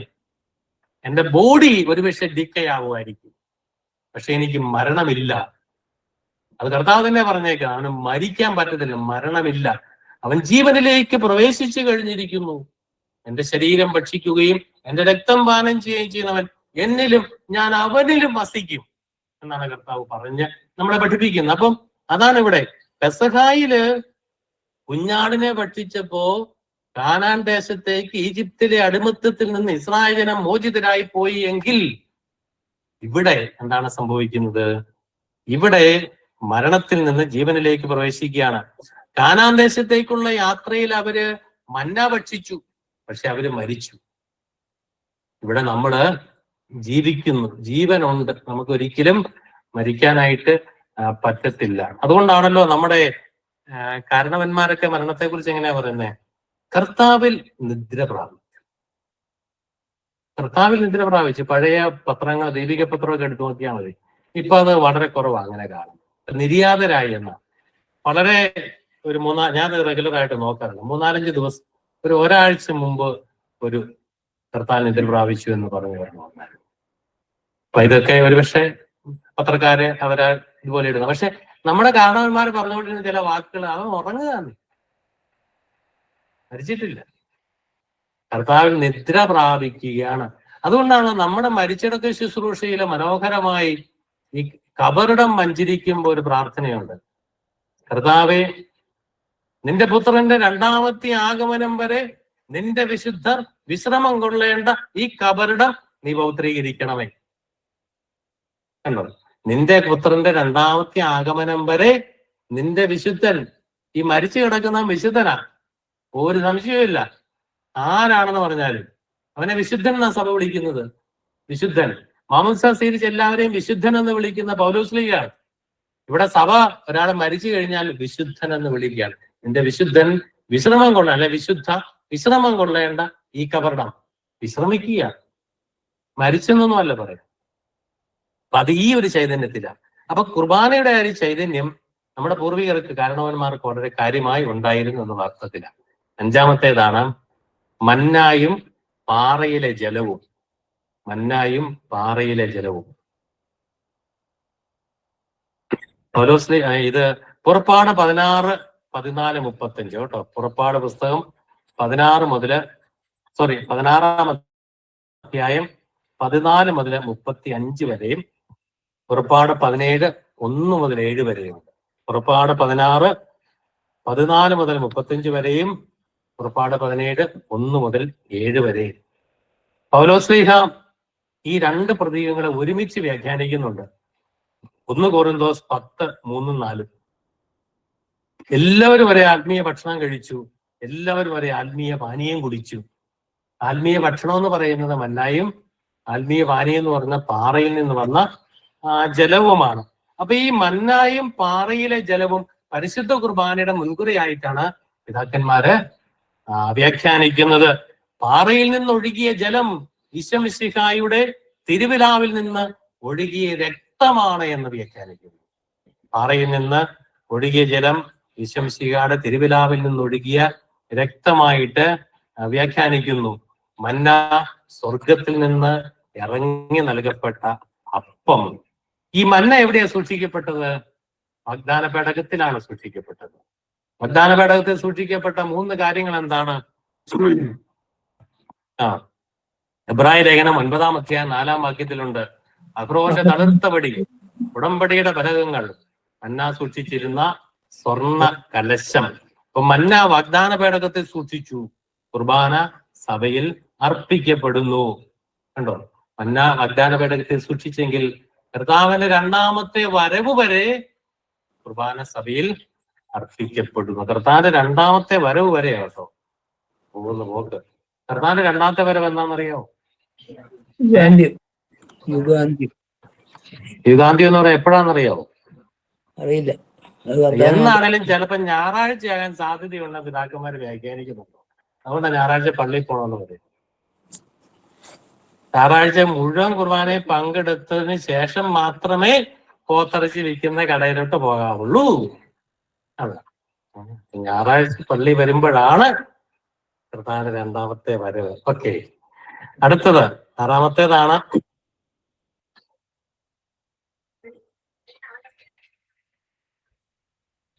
വേറെ അല്ലേ? പക്ഷെ ഇത് സംശയമില്ലായിരുന്നോ? പോത്തിറച്ചിയെ കുറിച്ച് പറഞ്ഞപ്പോ നസ്രാണികൾക്ക് അത് വിട്ടൊരു കളികളില്ല, പോത്തിറച്ചിയും പന്നിയിറച്ചി. ഓക്കെ, വേറായിൽ നിന്നൊന്നും പറയാൻ പറ്റത്തില്ല. 6ാമത്തേത് ആബേലിന്റെ ബലി. ആബേലിന്റെ നിഷ്കളങ്കനായ ആബേലിന്റെ ആദ്യ ബലി പോലെ ഈ കുർബാന സ്വീകരിക്കണമെന്ന് നമ്മുടെ കുർബാനയിൽ പറയുന്നുണ്ട്. നമ്മുടെ മരിച്ചവരുടെ ഓർമ്മ ദിവസങ്ങളിൽ ഉള്ള പ്രത്യേക ഹുത്താമയിൽ പറയുന്നതാണ്, നിഷ്കളങ്കനായ ആബേലിന്റെ ആദ്യ ബലി പോലെ കുർബാന സ്വീകരിക്കണമേ. ക്രിസ്റ്റിയുടെ പുസ്തകം 4-ാം അധ്യായം 1 മുതൽ 7 വരെയുള്ള തിരുവചനങ്ങളിൽ നമുക്ക് ഇത് കാണാം. അപ്പം ഈ കുഞ്ഞാട് എന്ന് പറയുന്നത് നിഷ്കളങ്കനായ ആബേലിന്റെ ആദ്യ ബലി പോലെ, ആബേൽ അർപ്പിച്ചത് കുഞ്ഞാടിനെയാണ്. ലോകത്തിന്റെ പാപം നീക്കുന്ന ദൈവത്തിന്റെ കുഞ്ഞാടാണ് മിശിഹ. യോഹന്നാൻ 1:29. യോഹന്നാൻ 1:29. അപ്പൊ ഈ കായന്റെ ബലി ദൈവം സ്വീകരിച്ചല്ലേ? സ്വീകരിച്ചില്ല, ആബേലിന്റെ ബലി ദൈവം സ്വീകരിച്ചു. ഈ കായന്റെ ബലിക്ക് എന്തെങ്കിലും കുഴപ്പമുണ്ടായിരുന്നു? ഒരു കുഴപ്പമുള്ളതായിട്ട് പറയുന്നില്ല അല്ലെ? പക്ഷെ കായൻ തന്റെ വിളവിന്റെ ഒരു ഭാഗം ബലിയർപ്പിച്ചു, എന്ന് പറഞ്ഞ ബാക്കി ഭാഗം മാറ്റിപ്പിച്ചു. ആബേലോ തന്റെ കടിഞ്ഞൂൽപ്പറ്റങ്ങളുടെ കൊഴുപ്പുള്ള ഭാഗം ബലിയർപ്പിച്ചു. കടിഞ്ഞൂൽപ്പറ്റം എന്ന് പറയുന്നത് ഒരു ആട്ടിടയനെ സംബന്ധിച്ചുള്ള ഏറ്റവും പ്രധാനപ്പെട്ടതാണ്. അടുത്ത തലമുറയ്ക്ക് വേണ്ടി മാറ്റിവെച്ചേക്കലാണ്. ആ കടിഞ്ഞൂൽപ്പറ്റങ്ങളുടെ കൊഴുപ്പുള്ള ഭാഗം എന്ന് പറഞ്ഞാൽ ഏറ്റവും പ്രധാനപ്പെട്ടത്. കുർബാന അങ്ങനെയാണ് എന്നുള്ളൊരു തിരിച്ചറിവ് ഉണ്ടാകട്ടെ. അടുത്തതാണ് അബ്രാഹത്തിന്റെ ബലി. ഇതെല്ലാം മുൻകുറികളാണ് കേട്ടോ, മുൻകുറികൾ.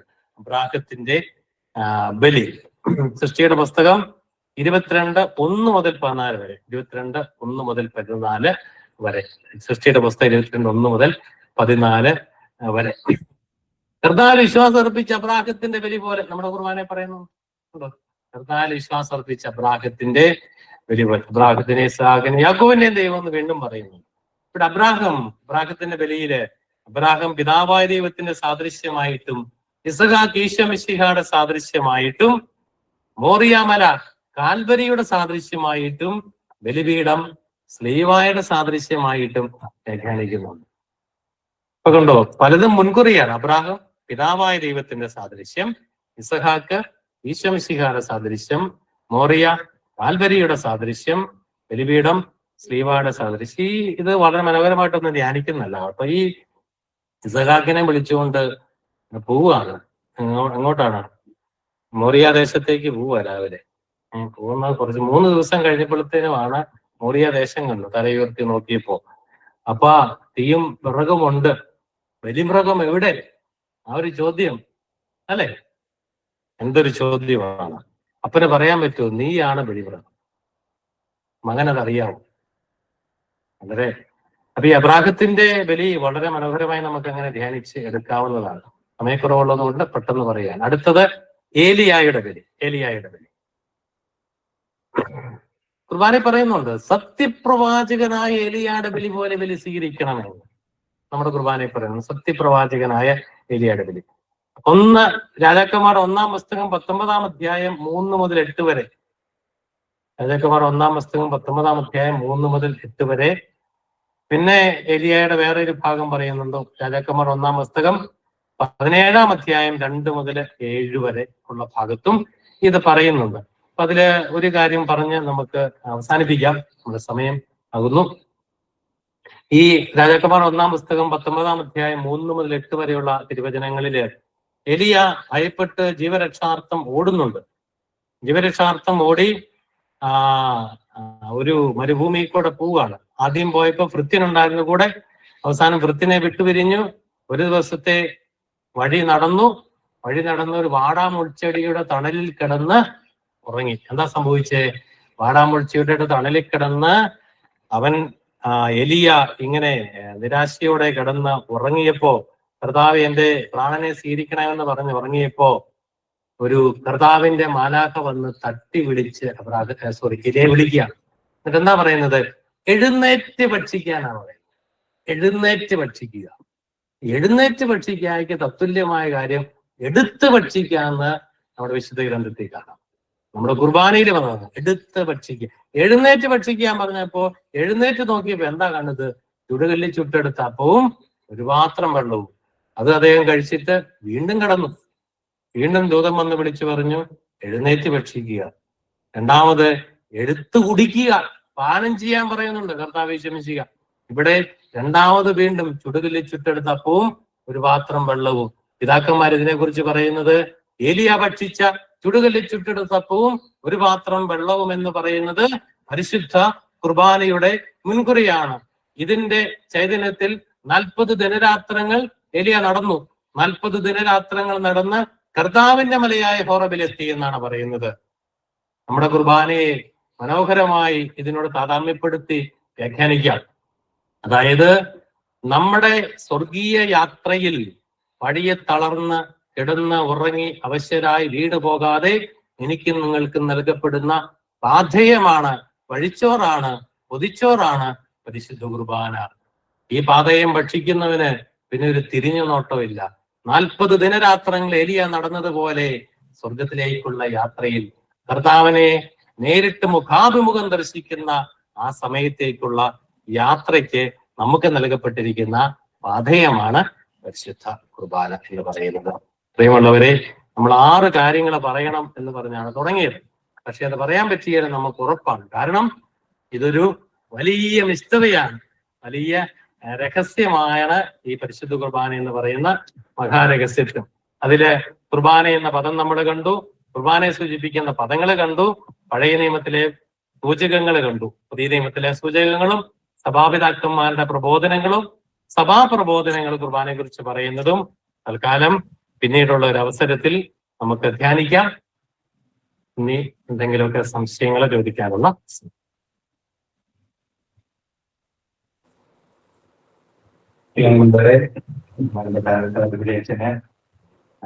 നന്ദി അർപ്പിക്കുന്നതോടൊപ്പം ചോദ്യോത്തരവേളകളാണ്. ചോദ്യങ്ങൾ ചോദിക്കാനായിട്ടുള്ള സമയം ഓൺലൈനിലും ഉള്ളവർക്ക് ചോദിക്കാവുന്നതാണ്. അച്ഛന് എനിക്ക് വളരെ അടുത്ത പരിചയമുണ്ട്.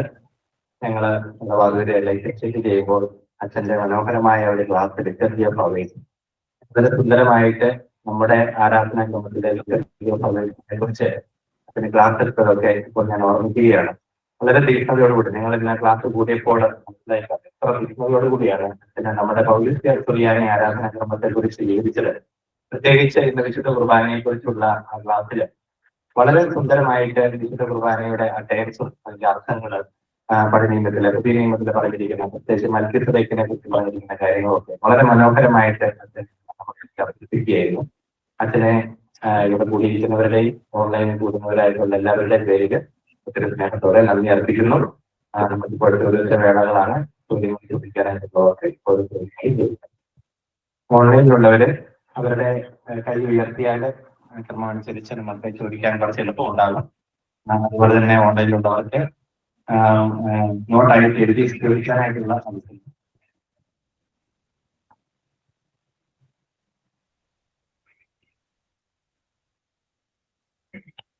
വളരെ നന്നായിരുന്നു. ടെക്നിക്കൽ കഴിയുവാണെന്ന് മനസ്സിലാക്കി വെക്കുകയാണ്. Thank you. അല്ല, സമയമേ എടുത്തിട്ടോ. ഹലോ, ചോദിച്ചോ. പറയാമോ? ഞാന് വിൻസെന്റ് ചിറ്റിലപ്പള്ളി. അച്ഛനെ വ്യക്തിപരമായിട്ട് അറിയില്ല.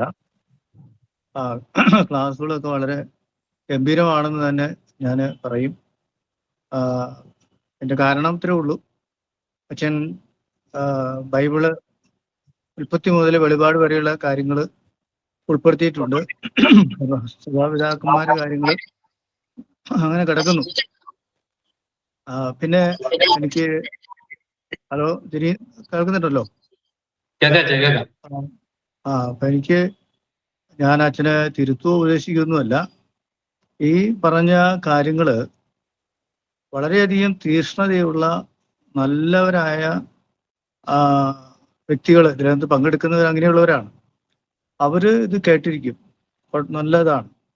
പക്ഷെ അതേസമയം നമുക്കിന്ന് എറണാകുളത്ത് നടക്കുന്ന കാര്യങ്ങളൊക്കെ അറിയാലോ. അത് സഭയിലെ ആഗോള സഭയിലും നമ്മുടെ സുറമലബാർ സഭയിലും ഉള്ള അടിയൊഴുക്കിന്റെ ഒരു ഐസ്ബർഗ് പോലെ നിൽക്കുന്നതാണ്. അപ്പൊ അച്ഛൻ ഈ വിഷയങ്ങൾ എൻ്റെ ഒരു അഭിപ്രായമാണ് അവതരിപ്പിക്കുമ്പോൾ ഇപ്പൊ അച്ഛൻ ബലിയാണെന്ന് പറയും. അപ്പൊ ബലിയാണെന്ന് പറയുന്ന കൂട്ടത്തില്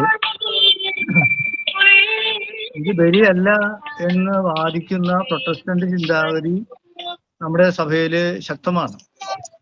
ഇപ്പോ ആ ഒരു രീതിയിലും കൂടി അത് പറഞ്ഞിരുന്നെങ്കിൽ നന്നായിരുന്നു. ഇപ്പൊ അതുപോലെ തന്നെ രഹസ്യമല്ല എന്ന് ശക്തമായിട്ട് പഠിപ്പിക്കുകയാണ്. അതുപോലെ വിരുന്ന് എന്ന് പറയുമ്പോൾ ഒരു ഭക്ഷണമായിട്ട് മാത്രം കാണുക. അപ്പൊ അങ്ങനെയുള്ള ഇതിന്റെ ഓപ്പോസിറ്റ് ആയിട്ടുള്ള ആശയങ്ങൾ കൂടി പറയുകയാണെങ്കിൽ വളരെ കുറച്ചും കൂടി എന്താ പറയുന്നത്, കുറച്ചും കൂടി ഇന്നത്തെ സാഹചര്യത്തിൽ അത് കൂടുതൽ ഫലവത്തായി തീരുമെന്ന് എനിക്ക് തോന്നുന്നതാണ്. പ്രത്യേകിച്ച് ഇപ്പം ഇവിടെ നമ്മുടെ ഈ കുർബാനയെ കുറിച്ചുള്ള തർക്കങ്ങളിലേക്ക് കടക്കുമ്പോൾ വളരെ രൂക്ഷമായിട്ടുള്ള അതിഭയാനകമായ തെറ്റിദ്ധാരണയാണ് കാണുന്നത്. അപ്പൊ അതും കൂടി ഒന്ന് അച്ഛനെ ഉൾക്കൊള്ളിക്കുകയാണെങ്കിൽ ഓരോന്നിനും പറയാനായിട്ട് സാധിക്കും. പിന്നെ ഒരു പോസിറ്റീവായിട്ടൊരു കാര്യം പറയാൻ ആഗ്രഹിക്കുന്നു. അതായത് ഞാൻ ഒരുപാട് പേരുടെ ക്ലാസ്സുകളൊക്കെ കേൾക്കുകയോ ചെയ്തിട്ടുണ്ടെങ്കിലും എല്ലാവരും പൊതുവെ വിശുദ്ധ കുർബാന എന്ന് പറയുള്ളൂ. അച്ഛൻ അത് എടുത്തു പറഞ്ഞു, പരിശുദ്ധ കുർബാന എന്ന് തന്നെ പറയുന്നു. ഞാൻ അതിനെ കുറിച്ചൊരു വീഡിയോ ചെയ്തായിരുന്നു. വിശുദ്ധ കുർബാന എന്ന് പറയുന്നത് പോലും വാസ്തവം പറഞ്ഞ കുർബാനയോട് കാണിക്കുന്ന അവഹേളനം. അത് പരിശുദ്ധ എന്ന് തന്നെ പറയണം. അപ്പൊ അത് അച്ഛൻ പറയുന്നുണ്ട്. ഞാൻ നിർത്തി. ഓക്കെ, ഞാൻ പറഞ്ഞത് കേൾട്ടെന്ന് തോന്നുന്നു. നിർത്തി. ഞാൻ അച്ഛൻ പറഞ്ഞ അച്ഛന്റെ നല്ല വാക്കുകൾക്ക് നന്ദി. ശ്രദ്ധിക്കാം. അച്ഛൻ പറഞ്ഞ കാര്യം ഇതാണ്, ഈ രഹസ്യം എന്ന് പറയുന്നത് രഹസ്യം കുർബാന റാസയല്ല എന്ന് കുറെ പേര് പറയുന്നുണ്ട്. ഇത് വിരുന്ന് മാത്രമാണെന്ന് കുറെ പേര് പറയുന്നുണ്ട്. ബലിയല്ല എന്ന് പറയുന്നുണ്ട്. ചില നാളത്തെ കോണ്ടെക്സ്റ്റിലാണ് സംസാരിച്ചത്.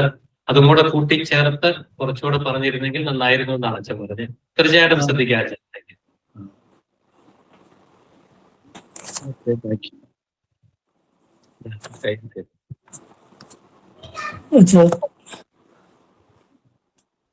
ചിറ്റിലപ്പള്ളി അച്ഛൻ പറഞ്ഞതിനോട് സപ്ലിമെന്റ് ചെയ്തുകൊണ്ട് തന്നെ ഞാൻ പറയാണ്, ഞങ്ങളിവിടെ എറണാകുളത്തുള്ളവർ അനുഭവിക്കുന്ന ഒരു വലിയ പ്രതിസന്ധിയാണിത്. ഇന്നിപ്പോ കുർബാനയ്ക്ക് കൂടിയ പോലും ഞാൻ തന്നെ കുർബാനയ്ക്ക് ശുശ്രൂഷയായിട്ട് കൂടി. പക്ഷെ പ്രാർത്ഥനകളൊക്കെ ഇടയ്ക്ക് വെച്ച് കട്ട് ചെയ്ത് പോകും. അച്ഛൻ എവിടെ വെച്ച് നിർത്തുന്നത് പോലും നമുക്കറിയാൻ പറ്റുന്നില്ല. ഇവിടെ ഇപ്പോൾ ഒരു എന്താ പറയാ സ്പെഷ്യൽ കുർബാനയായിട്ട് അൺടൈമിലി ആയിട്ടൊക്കെ ചെല്ലുന്നുണ്ട്. ഞങ്ങൾ അതിന് പൊക്കോണ്ടിരിക്കുന്നതുകൊണ്ട് ഞാൻ തന്നെ കുർബാനയ്ക്ക് 5 ദിവസവും കൂടിയത്. പക്ഷെ കൂടുമ്പോൾ അതിന് നമുക്ക് ശുശ്രൂഷയ്ക്ക് ചെല്ലാനുള്ള അവസരം പോലും തരാതെ ചിലപ്പം പ്രാർത്ഥനകൾ അബ്രപ്റ്റായിട്ടൊക്കെ നിർത്തും. അപ്പോഴത്തേക്ക് നമുക്ക് കൺഫ്യൂഷൻ ആവും.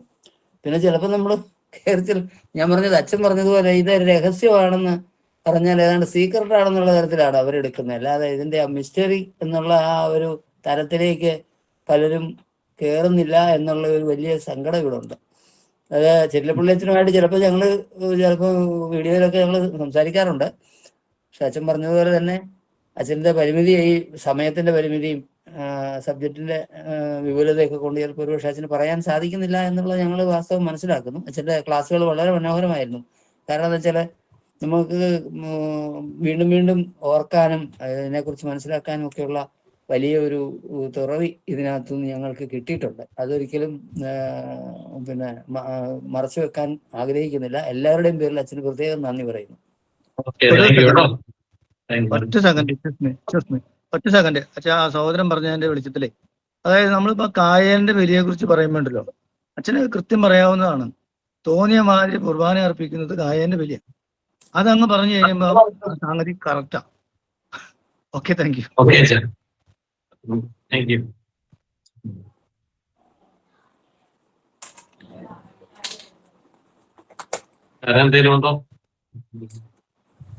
ആർക്കൊന്നും പറയാനില്ലെങ്കിൽ ഞാൻ ഒരു കാര്യം കൂടി പറയാം.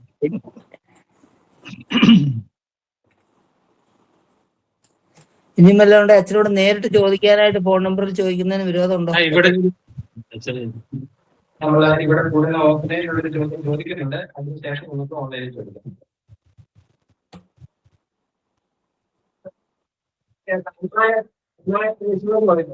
ഒരിക്കലും മാത്രം പറഞ്ഞില്ല. അന്നായരുടെ എല്ലാ അന്നായർക്കും വേണ്ടി പ്രാർത്ഥിക്കുന്നതല്ലേ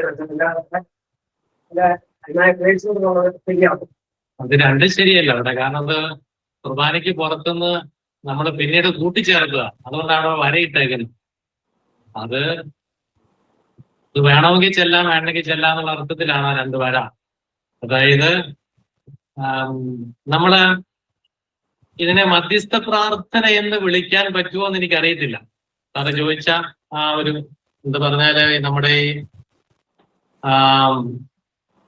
സ്ഥാപന വചനങ്ങൾ കഴിഞ്ഞു വരുന്ന ആ ഗഹന്തായ്ക്ക് ശേഷം വരുന്ന ആ കുശാപ്പ എന്ന് അതിനെ വിളിക്കുന്നത്. അതിനെ മധ്യസ്ഥ പ്രാർത്ഥന എന്ന് ചിന്തിക്കുന്നത് കൊണ്ടാണ് ഈ ഒരു പ്രശ്നം എന്ന് എനിക്ക് തോന്നുന്നു. അത് ഇന്നയാൾക്കു വേണ്ടി എന്നുള്ളത്, ആ വേണ്ടി നമ്മൾ മനസ്സിലാക്കേണ്ടത് ഓൺ ബിഹാഫ് ഓഫ് എന്നാണ്. ഈ കുർബാന അർപ്പിക്കുന്നത് മാർപ്പാപ്പായ്ക്ക് വേണ്ടി, മേജർ ആർച്ച് ബിഷപ്പിന് വേണ്ടി, ക്ലേശിതരും ദുഃഖിതരും ദരിദ്രരും പീഡിതരും എല്ലാവർക്കും വേണ്ടി എന്ന് പറയുമ്പം ഇവരുടെയൊക്കെ ആരോഗ്യം മെച്ചപ്പെടുത്തണം എന്നൊരർത്ഥമാണോ എന്നെനിക്ക് തോന്നുന്നില്ല. പ്രത്യുത I am celebrating this holy കുർബാന on behalf of the pope of Rome, on behalf of the head of my church, എന്റെ സഭയുടെ തലവന്റെയും ഈ വീട്ടിലിരിക്കുന്ന പാവപ്പെട്ട അമ്മച്ചിയുടെയും ആ വീട്ടിലിരിക്കുന്ന പാവപ്പെട്ട രോഗിയുടെയും എല്ലാവരുടെയും നാമത്തിൽ ഞാൻ ഈ കുർബാന അർപ്പിക്കുന്നു എന്നാണ് അതിനെ മനസ്സിലാക്കുക. അതുകൊണ്ടാണ് അതിനെ കുശാപ്പ എന്ന് വിളിക്കുന്നത്. ഈ ഒരു അർത്ഥം മനസ്സിലാക്കാത്തത് കൊണ്ട് ആൾക്കാരെ കുറച്ചുപേരുടെ പേരും കൂടെ കൂട്ടിച്ചേർക്കണം എന്നുള്ളൊരു ചിന്ത എവിടുന്ന് വന്നതുകൊണ്ട് കൂട്ടിച്ചേർത്തതാണ് ഈ അൽമായ പ്രേക്ഷിതരും സമർപ്പിതരും എന്ന് പറയുന്നത്. ഈ ഓപ്ഷനും ഡിസ്പെൻസേഷനും ഒക്കെ വന്നത് തന്നെയാണ് നമ്മുടെ കുർബാനയെ പറ്റി ഏറ്റവും വലിയ ഒരു അപകടമെന്നാണ് എനിക്ക് മനസ്സിലാക്കുന്നത്. ഈ ഓപ്ഷനും ഡിസ്പെൻസേഷനും ഒക്കെ ഒരുപാട് കൊടുത്തത് തന്നെയാണ് നമുക്ക് വന്ന ഏറ്റവും വലിയ ഒരു പ്രയാസം. അത് നിയന്ത്രിക്കാതെ പോയതാണ് ആദ്യം മുതൽ. അതെ, അച്ഛാ, ഒരു സംശയം.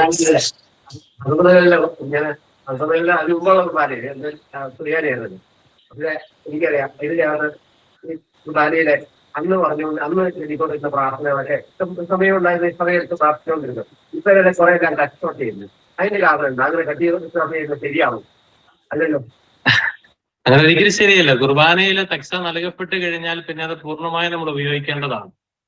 അതിലൊന്നും ഒരു വാക്കുപോലും മാറ്റാനോ കൂട്ടിച്ചേർക്കാനോ നമുക്ക് അനുവാദമില്ല. പുരോഹിതൻ എന്ന് പറയുന്ന ആള്, സെലബ്രന്റ് എന്ന് പറയുന്ന ആള് കുർബാനയുടെ കാര്യസ്ഥനാണ്, ഉടയവനല്ല. അതുകൊണ്ടാണ് ഇതിനെ തക്സ എന്ന് വിളിക്കുന്നത്. തക്സ എന്ന് പറഞ്ഞാൽ ക്രമത്തിൽ ചെയ്യാൻ നൽകപ്പെട്ടിരിക്കുന്ന പുസ്തകം എന്നുള്ള അർത്ഥത്തിലാണ്. ഓർഡർ, ക്രമം, അത് ക്രമത്തിൽ ചെയ്യാൻ വേണ്ടിയാണ്. അപ്പം അതിന്റെ ഉടയവനാണ്, അത് ഉണ്ടാക്കിയവനാണ് ഞാനെന്ന് ചിന്തിക്കുമ്പോഴാണ് ഈ കട്ടൗട്ട് ചെയ്യുന്ന പ്രശ്നം വരുന്നത്. അല്ല, ഞാനതിന്റെ കാര്യസ്ഥൻ. ഒരുപക്ഷെ നമ്മള് ദൈവശാസ്ത്രം പഠിപ്പിക്കുമ്പോൾ ഇതിന്റെ ഭാഷാപരമായ ശ്രേഷ്ഠതയും കുറവുകളെയും കുറിച്ച് ഒരുപക്ഷെ നമുക്ക് പറയാം. പക്ഷേ ഞാൻ കാപ്പിയിട്ട് കുർബാന അർപ്പിക്കാൻ കയറി കഴിഞ്ഞാൽ ഞാൻ അതിന്റെ കാര്യസ്ഥൻ, സ്റ്റുവാർഡാണ്. ആ ഒരു ചിന്ത ഒരുപക്ഷെ നിർഭാഗ്യവശാൽ പലർക്കും ഇല്ലാത്തതാണ് അടിസ്ഥാനപരമായ പ്രശ്നം. ഒരു സംശയം, നമ്മുടെ ചോദിക്കുന്നുണ്ട്, അത് കഴിഞ്ഞിട്ട് പറയാതെ. ചോദിച്ചോട്ടെ. ഹലോ. അല്ല, അത് പിന്നെ ഓപ്ഷൻ ആക്കി ഇട്ടേക്കുന്നു. പക്ഷെ അത് ഓപ്ഷൻ എന്ന് പറഞ്ഞാൽ നിർബന്ധിച്ച് ഓപ്ഷൻ എടുക്കണമെന്ന് പറയുന്നില്ല. ഓപ്ഷൻ എന്ന് പറഞ്ഞാൽ അതല്ലല്ലോ, അതങ്ങനെ ചെയ്യാൻ പാടില്ലാത്തതാണ്. ഇവിടെ എന്താണ് ചോദിച്ചേ?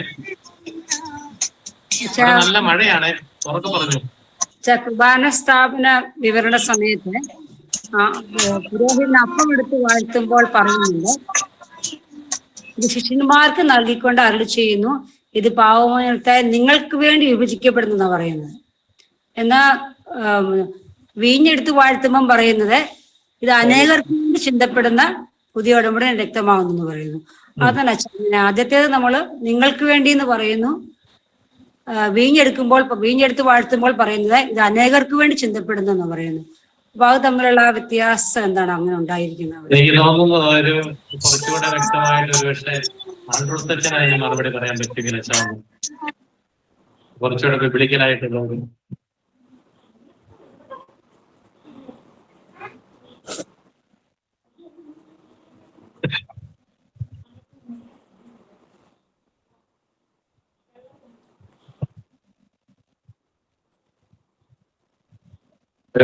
ആ രണ്ട് പ്രയോഗം ഒരേ അർത്ഥം തന്നെയാണ്. എല്ലാവർക്കും വേണ്ടി പറയലും അനേകർക്ക് വേണ്ടി, അനേകർക്ക് വേണ്ടി ഉപയോഗിച്ചിരിക്കുന്നു. മലയാളത്തിൽ നമ്മുടെ വരുന്ന വ്യത്യാസം തോന്നുന്നതേ ഉള്ളൂ.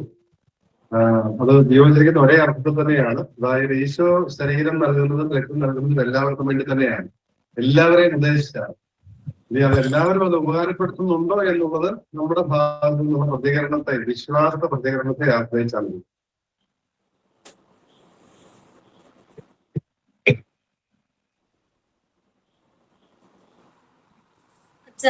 മെൽക്കിസദേക്കിന്റെ ബലിയർപ്പണം എന്ന് പറയുന്നില്ല, അതൊന്നും പറഞ്ഞു തരാം. അത് പൗരോഹിത്യമായിട്ട് എങ്ങനെ അതിന്റെ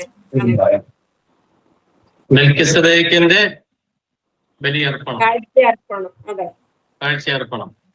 അത് ഉൽപ്പത്തി പുസ്തകം 14-ാം അധ്യായം 18 മുതൽ 21 വരെയുള്ള തിരുവചനങ്ങളിലാണ് അത് രേഖപ്പെടുത്തിയിരിക്കുന്നത്.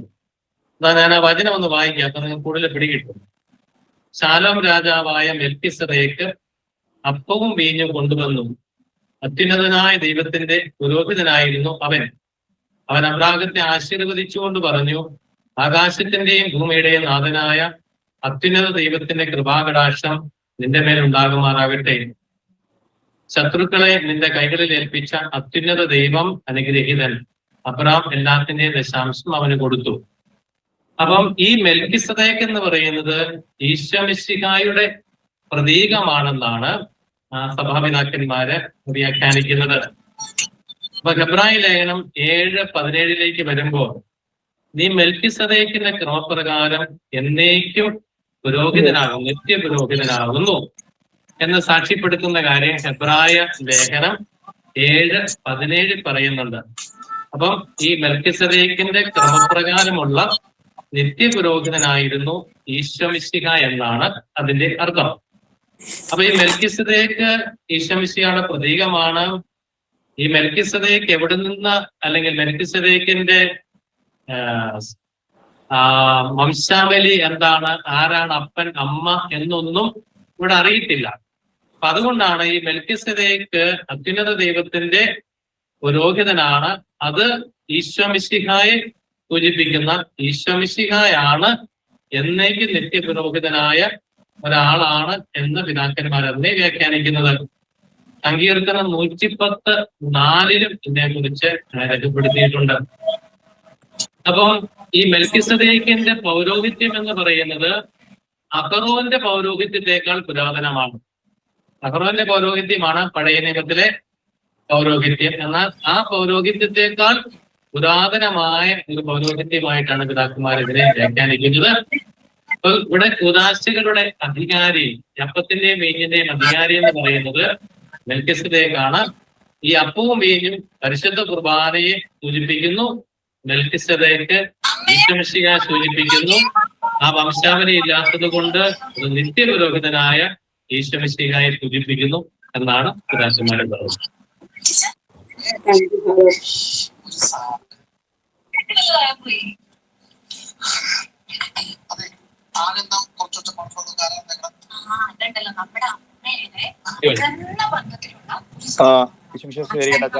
നമ്മള് വിശുദ്ധ കുർബാനയില് പരിശുദ്ധ കുർബാനയിൽ 4-ാം പ്രമാണ ജപത്തിൽ മാറാതായി മാറിയിൽ നമ്മള് ഈ വിശുദ്ധ മാമോദിസയുടെ സജീവവും ജീവദായകമായ അടയാളത്തെ മുദ്രിതരും എന്ന് പറഞ്ഞ് ബലിപീഠത്തിൽ ഒരു കുരിശ് വരയ്ക്കുന്നുണ്ട് വൈദ്യൻ. അതെന്താണ് അർത്ഥമാക്കുന്നത് വെച്ചാൽ?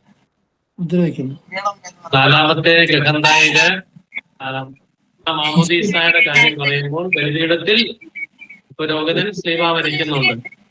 അത് ഈ പരിശുദ്ധ കുർബാന എന്ന് പറയുന്നത് കൂട്ടായ്മയുടെ ഏറ്റവും വലിയ ആഘോഷമാണ്.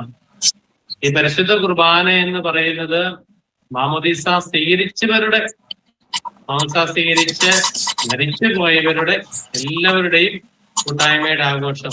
ഇന്നലെ ഉണ്ടായിരുന്നവരും ഇന്നുള്ളവരും നാളെ വരാനിരിക്കുന്നവരുമായ അവരുടെ ആഘോഷമാണ് എന്ന് സൂചിപ്പിക്കുന്നതാണ് ആ ശ്രീവാടയാളത്തിൽ.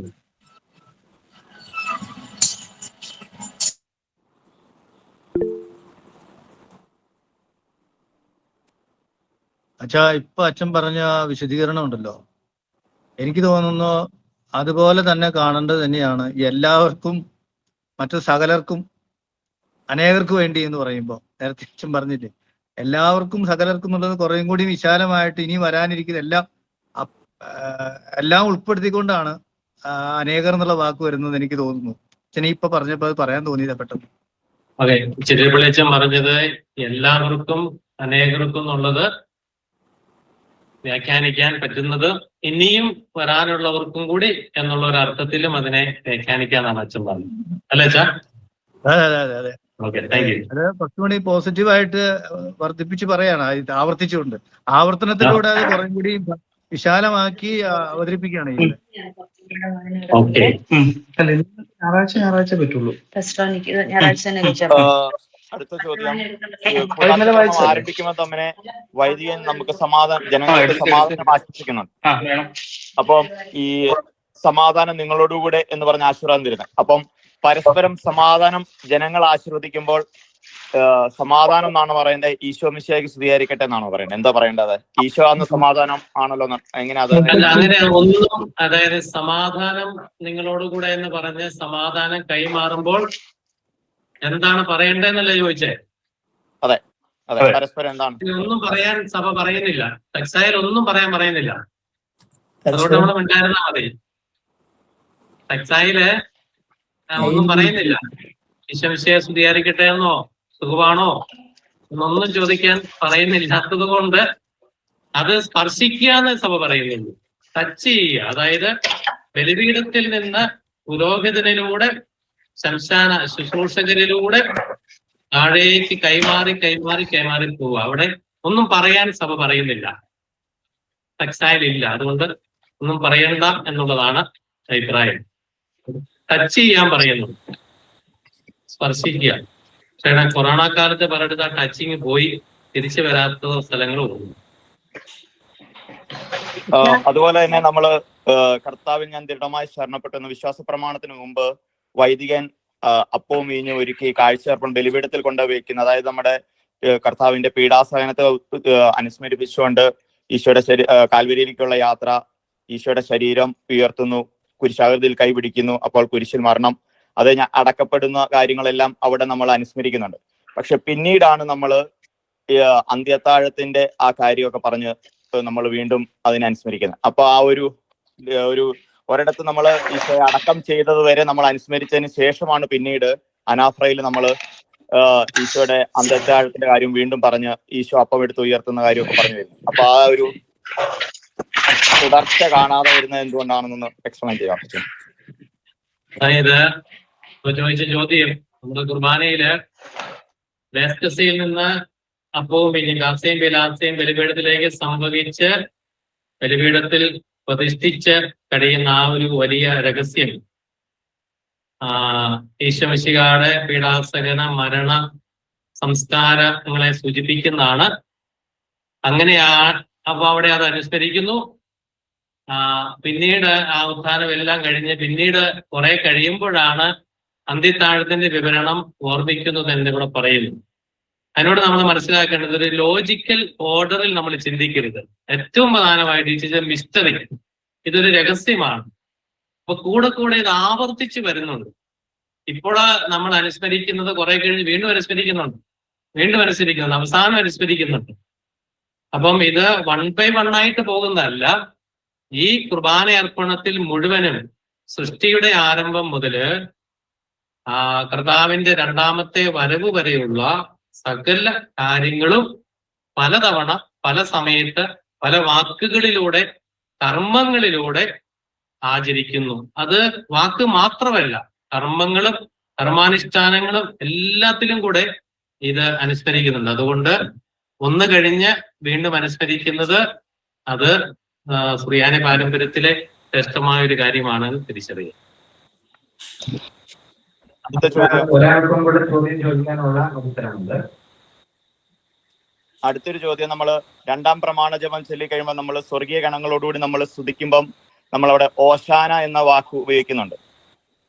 അപ്പം അവിടെ സാധാരണ നമ്മൾ ഓശാന നമ്മൾ പറയുമ്പോൾ കർത്താവ് രക്ഷിക്കുന്നു എന്നുള്ള വാക്കുകൾ വെച്ചാണ്. അപ്പം ഇവിടെ നമ്മൾ സ്വർഗീയ ഗണങ്ങളോട് നമ്മൾ സ്തുതിക്കുമ്പോൾ, ക്രോവന്മാരോടും സാപ്പന്മാരോടും നമ്മൾ സ്തുതിക്കുമ്പോൾ ഓശാന എന്ന് പറഞ്ഞ് നമ്മൾ പാടുമ്പോൾ എന്താണ് ഉദ്ദേശിക്കുന്നതെന്ന് പറയാം? അല്ല, ഈ സ്വർഗീയ ഗണങ്ങളോടുകൂടെ, അതായത് അവിടെ സ്വർഗത്തിന്റെ പ്രതീകമാണ് മധുബഹായൻ ക്രോവേസ്താപ്യന്മാര് മലഹമാരെ നിറഞ്ഞു നിന്ന് ദൈവത്തെ സ്തുതിക്കുകയാണ് സ്വർഗത്തില്. ആ സ്വർഗവാസികളോട് ബലഹീനരും പാപികളും അയോഗ്യരുമായി നമ്മൾ ചേർന്ന് ഓശാന പാടുന്നതിൽ ബുദ്ധിമുട്ടില്ലല്ലോ. ഒരു ചോദ്യം കൂടി. നമ്മള് സമാധാനം ആശംസിക്കുമ്പോഴേ ജനങ്ങൾ തിരിച്ചു പറയുന്നത് അങ്ങയോടും അങ്ങയുടെ ആത്മാവോടും കൂടെ എന്നാണല്ലോ അച്ഛാ. അപ്പൊ അതിന്റെ വ്യാഖ്യാനം വന്നു. അത് പൗരോഹിത്യത്തിന്റെ ആത്മാവ്. ഈ പുരോഹിതൻ എന്ന് പറയുന്നത് ദിശയിൽ അഭിഷിക്തനായ വ്യക്തി അല്ലേ അച്ഛാ? അച്ഛാ, ഈ സമാധാനം കൈമാറുന്ന അച്ഛൻ പറഞ്ഞു ടച്ചിങ്, അതായത് അതപ്പോ പഞ്ചേന്ദ്രിയങ്ങളിലൂടെയാണ് ദൈവത്തെ ആരാധിക്കുന്നപ്പോ അതിന്റെ ഒരു പഞ്ചേന്ദ്രിയങ്ങളിൽ ഒരെണ്ണമാണല്ലോ ത്വക്കെന്ന് പറയുന്നത്. അപ്പോൾ അത് സ്പർശനമാണ്. കണ്ണ്, മൂക്ക് നമ്മള് ധൂപിക്കുന്നതിലൂടെ നമുക്ക് അതിന്റെ ആസ്വാദനം ഉണ്ടാകുന്നുണ്ട്, അല്ലെങ്കിൽ ആരാധനയിൽ പങ്കെടുക്കുന്നുണ്ട്. പിന്നെ ചെവിയിലൂടെ നമ്മൾ കേൾക്കുന്നുണ്ട്, കണ്ണിലൂടെ നമ്മൾ കൂടുതൽ കാണുന്നുണ്ട്, സ്പർശനത്തിലൂടെയാണ്. അപ്പൊ പഞ്ചേന്ദ്രിയങ്ങളിലൂടെ ആരാധിക്കുന്ന ആ ഒരു ഇതിന്റെ കൂടെ ആയിട്ട് ഇതിനെ കാണാൻ പാടില്ലേ? തീർച്ചയായിട്ടും പഞ്ചേന്ദ്രിയങ്ങളും പരിശുദ്ധ കുർബാന എന്നുള്ളൊരു പ്രധാനപ്പെട്ട വിഷയം തന്നെയാണ്. സ്പർശനം, പല രീതിയിലുള്ള സ്പർശനമുണ്ട്. ഈശോ നമ്മളെ സ്പർശിക്കുന്ന, നമ്മൾ ഈശോയെ സ്പർശിക്കുന്ന അവസരമാണ് പരിശുദ്ധ കുർബാന സ്വീകരണം, ദൈവാചുംബനം, ഏവങ്കേലിയം ചുംബനം, പുരോഹിതന്റെ ബലിപീഠ ചുംബനം. നമ്മൾ പരസ്പരം സ്പർശിക്കുന്നതാണ് ഈ സമാധാനം സമാധാനം നൽകുന്നത്. അങ്ങനെ ഓരോ ഇന്ദ്രിയങ്ങളും കുർബാനയിൽ ഉപയോഗിക്കുന്നുണ്ട്. ഇത് വിശാലമായ ഒരു വിഷയമാണ്.